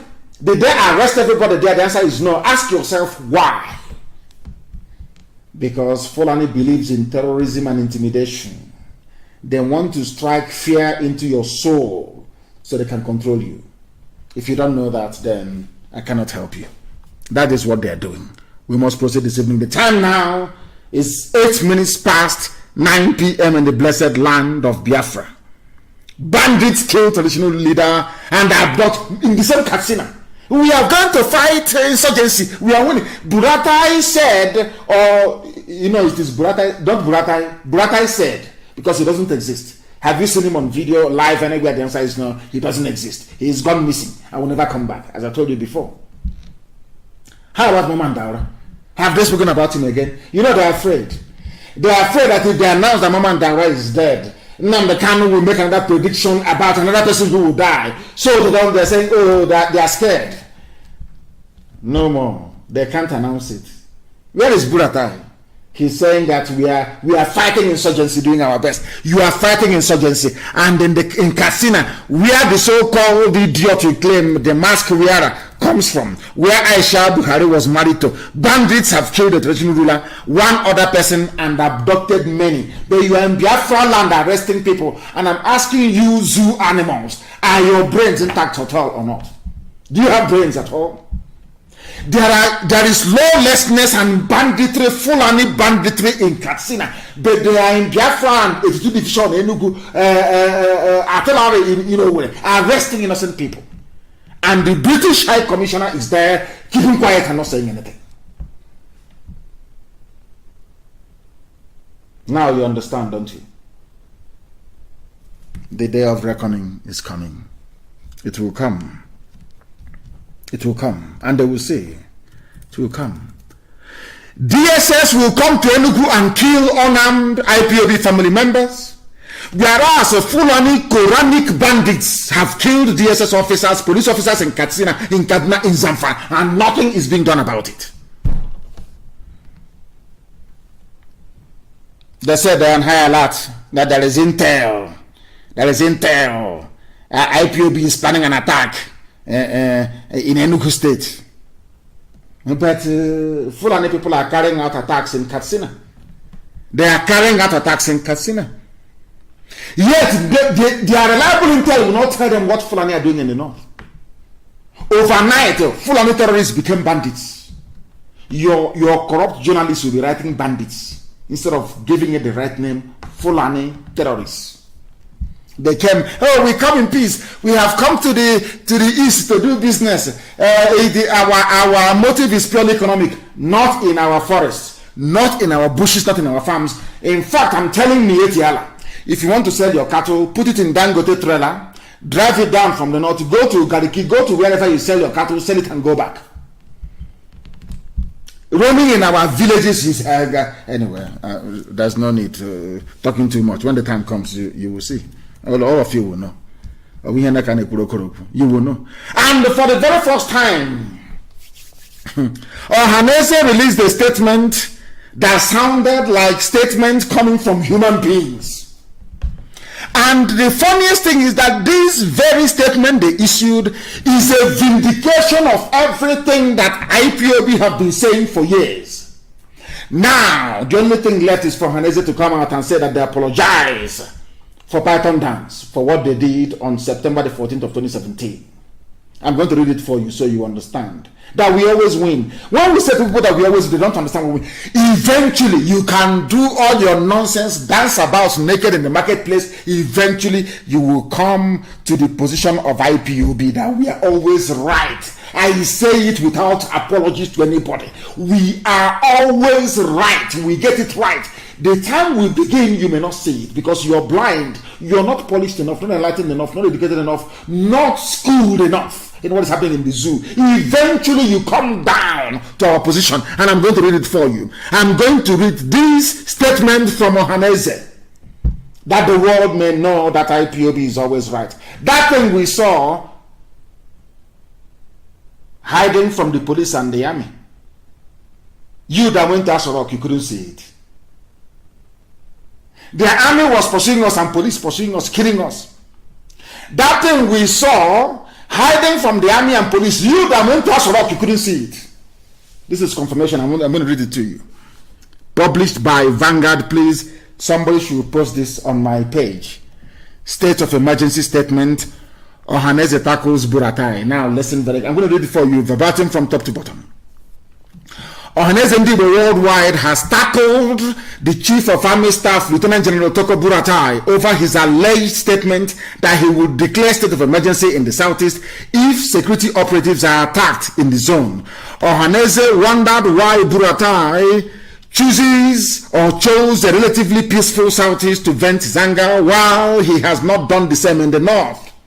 Katsina is burning, no state of emergency in Katsina. Listen please very carefully to what Ohaneze said.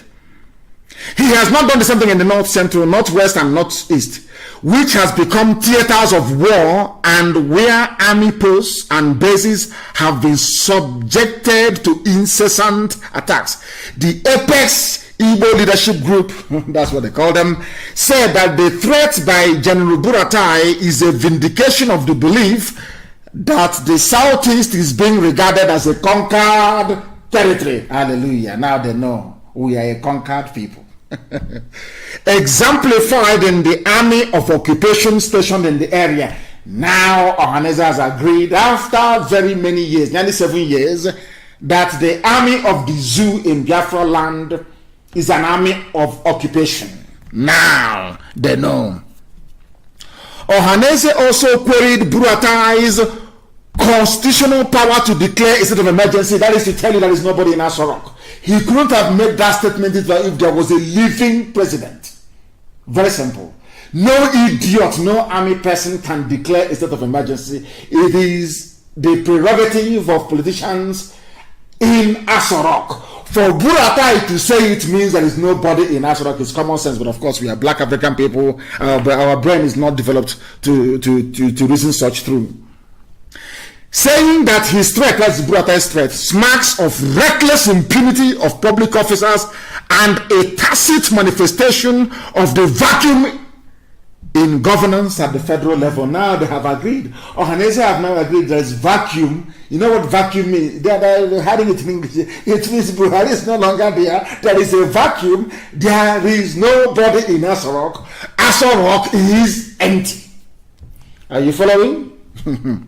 This is a new Ohaneze. New Ohaneze.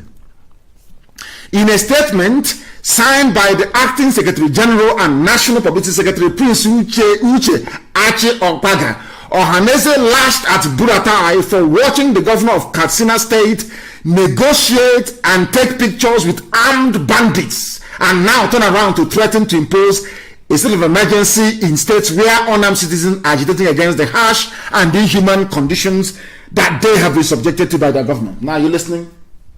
That's what I said in 2 or 3 programs ago. I said to Ohaneze, it's even on my page on Facebook, we said to them, Ohaneze, you betrayed IPOB. You called the same Buratai now you're lambasting, the same Buratai you called on the phone and say, bring army. Go to Nnamdi Kanu'S house in the South African killing. True or false? I said to Ohaneze, have you seen their governors and their army people? It's on my page, taking pictures with their bandits, brandishing their AK-47 very proudly. Did anybody kill them? I'm very glad that they're now beginning to see what we saw many, many years ago. You see that? We're always right, we always win. Can you see it? That thing doesn't, don't say it. It's propaganda. It's propaganda. Have you seen? You have now joined us in our propaganda. Have you seen it? Truth is not propaganda, because with time, truth will always manifest. The cream, as they say in England, always rises to the top. The truth will always prevail. It doesn't matter how many layers of lies you use to cover it. The truth will always prevail. Have you seen it? That thing we were telling you before. That our land is under occupation. Asorok is empty. That they are killing us, people who are agitating, whereas they are pampering their fellow terrorists. Have you now not concord with us? Of course, you have. Eventually, you've come round to our position. You now understand where we stand. You now see that consistency pays. Had we abandoned what we are doing to try to embrace this wishy-washy one Nigeria, you wouldn't have had the courage to say what you're saying today. But I welcome it all the same. I do. I will continue. The attention of Ohaneze Ndigbo worldwide has been drawn to a statement created to the Chief of Army Staff, General Toko Buratai, threatening to impose a state of emergency in the southeast if governors of the states allowed any further attacks on security forces in the state. Please listen carefully to what Ohaneze said. While Ohaneze Ndigbo decries violence in any form in the states, it takes particular exception to an open threat and warning to the southeast governors who, by the country's constitution, are chief security officers of their states, but are lame ducks in practice, as all security commands come from Abuja. Ohaneze have also confirmed what we have been saying from time, that those you call your governors are not in charge of their states. From Ohaneze, that's what they have said, is here from the statement. Do you see that we're always right? When I say we always win, now you understand what I mean by that. We always win, always. Ohaneze Ndigbo finds it provocative. And they went on to say some other useful things. This is the only statement issued by Ohaneze that sounds like as if it was issued by men. And long may it continue. Long may it continue. Because nothing will happen to them. As long as they stand firm. Now Ohaneze has confirmed that all your governors in the southeast, that they are like woman rapper. And I don't want to insult our mothers' rappers, they're very beautiful. I won't insult their rappers, please. That they are useless. Ohaneze said, it is not me, don't take it from me. They are lame dogs. They are like a dog or bobo, with their wings and their legs broken. They are serving a Janjaweed Fulani interest. Your so-called executive governor. Work with your governors. Have you seen it? Even Ohaneze has confirmed that they are lame dogs. They wield no power. the power belongs to Abuja, even in your states. It is only in Yoruba land that you have Yoruba governors standing up and speaking like men. Now, do you see it? When I remember when I used to say this, and they say, "Oh, you are insulting them." I said, "No, I'm not." But now you can see everything we have said. Ohaneze have now confirmed that it is true, and long may it continue, because we are always right. Some people don't like it. Human beings are fallible. You must be fallible. I said, no, we are not. Elohim in heaven is with us. Ohaneze has confirmed that Asadok is empty. Ohaneze has confirmed that Igbo governors are useless. It's here now. Now you know. Now you know. There is something about Islamic Bank that is coming. Dangote Islamic Bank is coming. But now you know. Now you know. That is why we do what we do. That is why we are as formidable as we are. And that is why we preach the truth uncompromisingly. Uncompromisingly. We must preach this very truth. Somebody wrote something and said, why can't the zoo change its name? I think I will be able to do that later on, because we are now moving very tidily towards the end of our program this very evening. But before we conclude, we must, make a few very critical and important announcements. There is a group of people, they are Yoruba people that want to leave to join the Yoruba in the West, and I commend them for that. They are the Okun people of Kogi State. And there is something that I want Ohaneze to do. I'm giving them this advice live on air, and other social-cultural groups. Some of you don't know that when they talk about the North, that Britain gave a part of our land to the North as well. There are Igbo people in the so-called North. Can you really believe that? They are. Especially in Benue State. We know our people are there. Idoma, Igede, we are related. We are the same people. And we are all part of Biafra. We know that. And in that same Benue State, which they have included as part of the North, there are Igbo people as well there. Some of you don't know. That is one of my anger, should I say, one of the grudges I hold against Ohaneze. That there are Igbo people in Benue State. You cannot go and claim them. But Afenifere has gone and claimed the people in Kogi. You cannot go and claim your people. These are Igbo people, and they're saying they're part of the North. An abomination. Maybe that's why Chukwukabiama is angry with us. Please, I want you to post it so that they may know that there are our people who are in the North that they are claiming are part of the North, when in fact they are Igbo. Can you imagine? So if you come, Igbo land starts from Anambra? No, it starts from Benue, all the way to Opobo. All the way to Opobo. The founder of Opobo is King Jaja of Opobo, from Amibo. That's why they speak Igbo in Opobo till tomorrow morning. Now you understand it, don't you? They say you're landlocked, you're very small, your area. Nobody will tell you that Igbo land starts from Benue. It is there. The Igbo people, go and check it, it is there. There's 5 Igbo states. There are mad people everywhere. People must understand what we are doing in IPOB. That we are not a village meeting. There is no democracy. There is command and control. Power flows from the top down, not from the down up. But there is cognizance, of course, of sound and reasonable advice coming from our people all over the world. We must understand that. And Maachi wrote a very brilliant piece. For a young lady like that, she wrote something very important and very brilliant, and I think I like it. Freedom fighting is not a democratic club. It is not. If you feel that you cannot be accommodated within it, then you leave. But you think that you can rock the boat, you cannot do it. And I want our people to also focus on what is at hand. There is something I want. It went viral so much. Facebook, they love restricting. Ever since Zuckerberg took over WhatsApp, they started doing the same nonsense. This very clip went viral all over the world. I tried to share it, and they're saying to me, you cannot share it to more than one person. On WhatsApp, can you believe that? I don't know what is wrong with that boy, honestly speaking. That's Zuckerberg. If you focus on what you've lost, you might lose everything. That is why in IPOB, when you fall out, you're gone, we continue. There is this duck with her ducklings. She made the mistake of trying to look for one duck that fell into a manhole, and she ended up losing everything. Watch it. I want to post it on my page. Go and see. That's how we are in IPOB. When somebody drops off, we continue. We multiply and we continue. We are not in any democracy of any sort. If you want democracy, you wait for Biafra to come. When it comes, then you can vote to your heart's content. And it cannot be like the zoo. Because in Biafra land, we will use proper biometric. We will scan your eyes before you vote, so we know it's you.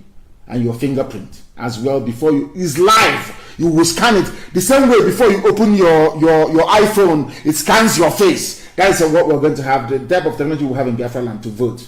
So there'll be no rigging. Once you voted, you voted. You cannot vote twice or 3 times or 4 times, never. So we know what we are doing. For goodness sake. Go and you see it. If you focus on what you've lost, you might lose everything. Go and watch it. It's on my page. I want to post this for the whole world to know. That's how we are in IPOB. We don't look back. We only move forward. Our activism has nothing to do with any body or institution. That is why I don't believe in cabal. I don't build one. I can never build one. And I don't expect anybody to build one. If you go about cultivating friends who will defend you when you mess up, then you're mistaken. Not in IPOB. Our calling is divine, because the truth is what most people find very difficult. But that is what we preach on this very platform. That is why I don't believe in building cabals and having favorites. I have everybody in IPOB is my favorite. I don't have any favorite. Why should I? There is no favorite in IPOB. It is the largest mass movement in the whole world. There can be no favorite. The job you do determines how you are placed. And having said that, this evening I have an announcement to make regarding Akwa Ibom. But I must warn that anybody from today caught trying to build a circle of loyalists in IPOB, you will be removed and expelled from IPOB. Let the work you do speak for itself. Let the quality of work you do bring people closer to your position, not by building nonsense. Not in IPOB. We cannot be like the zoo. Not now, not tomorrow, not ever. I have an announcement to make. Our new Akwa Ibom State Coordinator, please, effective immediately, is Pastor Ekong Esiet Udo. Pastor Ekong Esiet Udo is now our new Akwa Ibom State Coordinator. We thank our outgoing coordinator for the excellent work that he did in Akwa Ibom. We thank him very much. But from now, immediate effect, our new coordinator in Akwa Ibom State is Pastor Ekong Esiet Udo, please. Very, very important. Our new coordinator in Akwa Ibom State.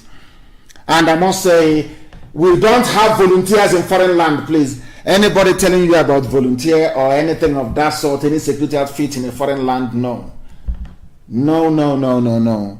If you want to serve in the volunteer command, you go back home, you go to Biafra land and you serve under one flag, under one banner, under one command. Do you understand? No volunteers abroad. And with that, we have come to the end of our program this very day. There are a lot of things I should have covered, but I didn't cover today, but of course some other time because of time constraints. Once again, I thank you all very much. As you all may know, everything I say, I don't say out of malice. Everything that I say is born out of a need to educate, to enlighten, to inform, and to educate our people. As a matter of fact, if I don't love you, I will not speak to you the way that I do. I only want people to change. That is all, so that we can take our pride of place in the whole world, so that we can make things happen. We can make life tolerable and bearable for our people. We can build sound, civilized societies that our children and their children's children will be very proud of. That's what we are doing. Nothing is born out of hatred. As a matter of fact, when you check everything that we are doing, after all is said and done, we even love you more than you love yourself. That is why to us, IPOB is divinely ordained to do this very work. And that is why I have no religion, for your information. My religion is Biafra. So it is with every hardcore all over the world. Our priority in life is Biafra restoration. Everything else is secondary.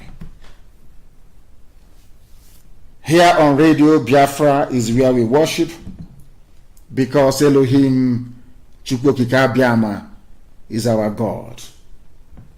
From me, from here, with abundance of love in my heart, it is good evening.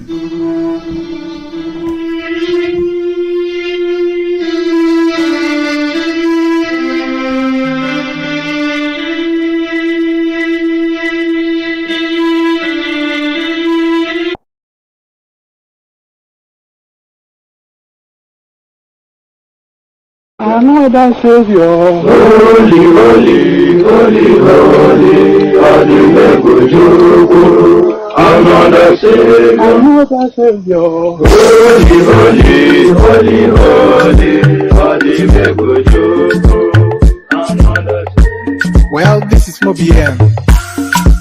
This is dedicated to the gallant heroes of the Nigerian Biafra War and IPOB families all over the world. I remember the Nigerian Biafran War, in the thickness of the Biafra genocide. Hey, one man revived the vanishing hope to life. Let the great Biafran army to fight, and they were singing out, holy, holy, holy, holy, is another Savior. They were singing out, holy, holy, holy, holy, is another Savior. Holy, holy, holy, holy, is another Savior. Many years after the genocide, whoa, yet another great leader has risen up now. Oh, and he's leading the Biafrans to victory. Niyamadika yabika kwa namno wao. Hey, anamekele mazuche mefo. Mwanemo, it's an honor having you on board. Wanna sing along. Holy, holy, holy, holy, Nnamdi Kanu'S is another Savior. Gonna sing along. Holy, holy, holy, holy, Nnamdi Kanu'S is another Savior. Wanna sing along. Holy, holy, holy, holy, holy, holy, holy, holy, is another Savior. Getting right and getting on faster now. Holy, holy, holy, holy, is another Savior. Holy, holy, let him move you right. Holy, holy, never freedom. Is another Savior. Never freedom. Holy, holy, holy, holy, Nnamdi Kanu'S is another Savior.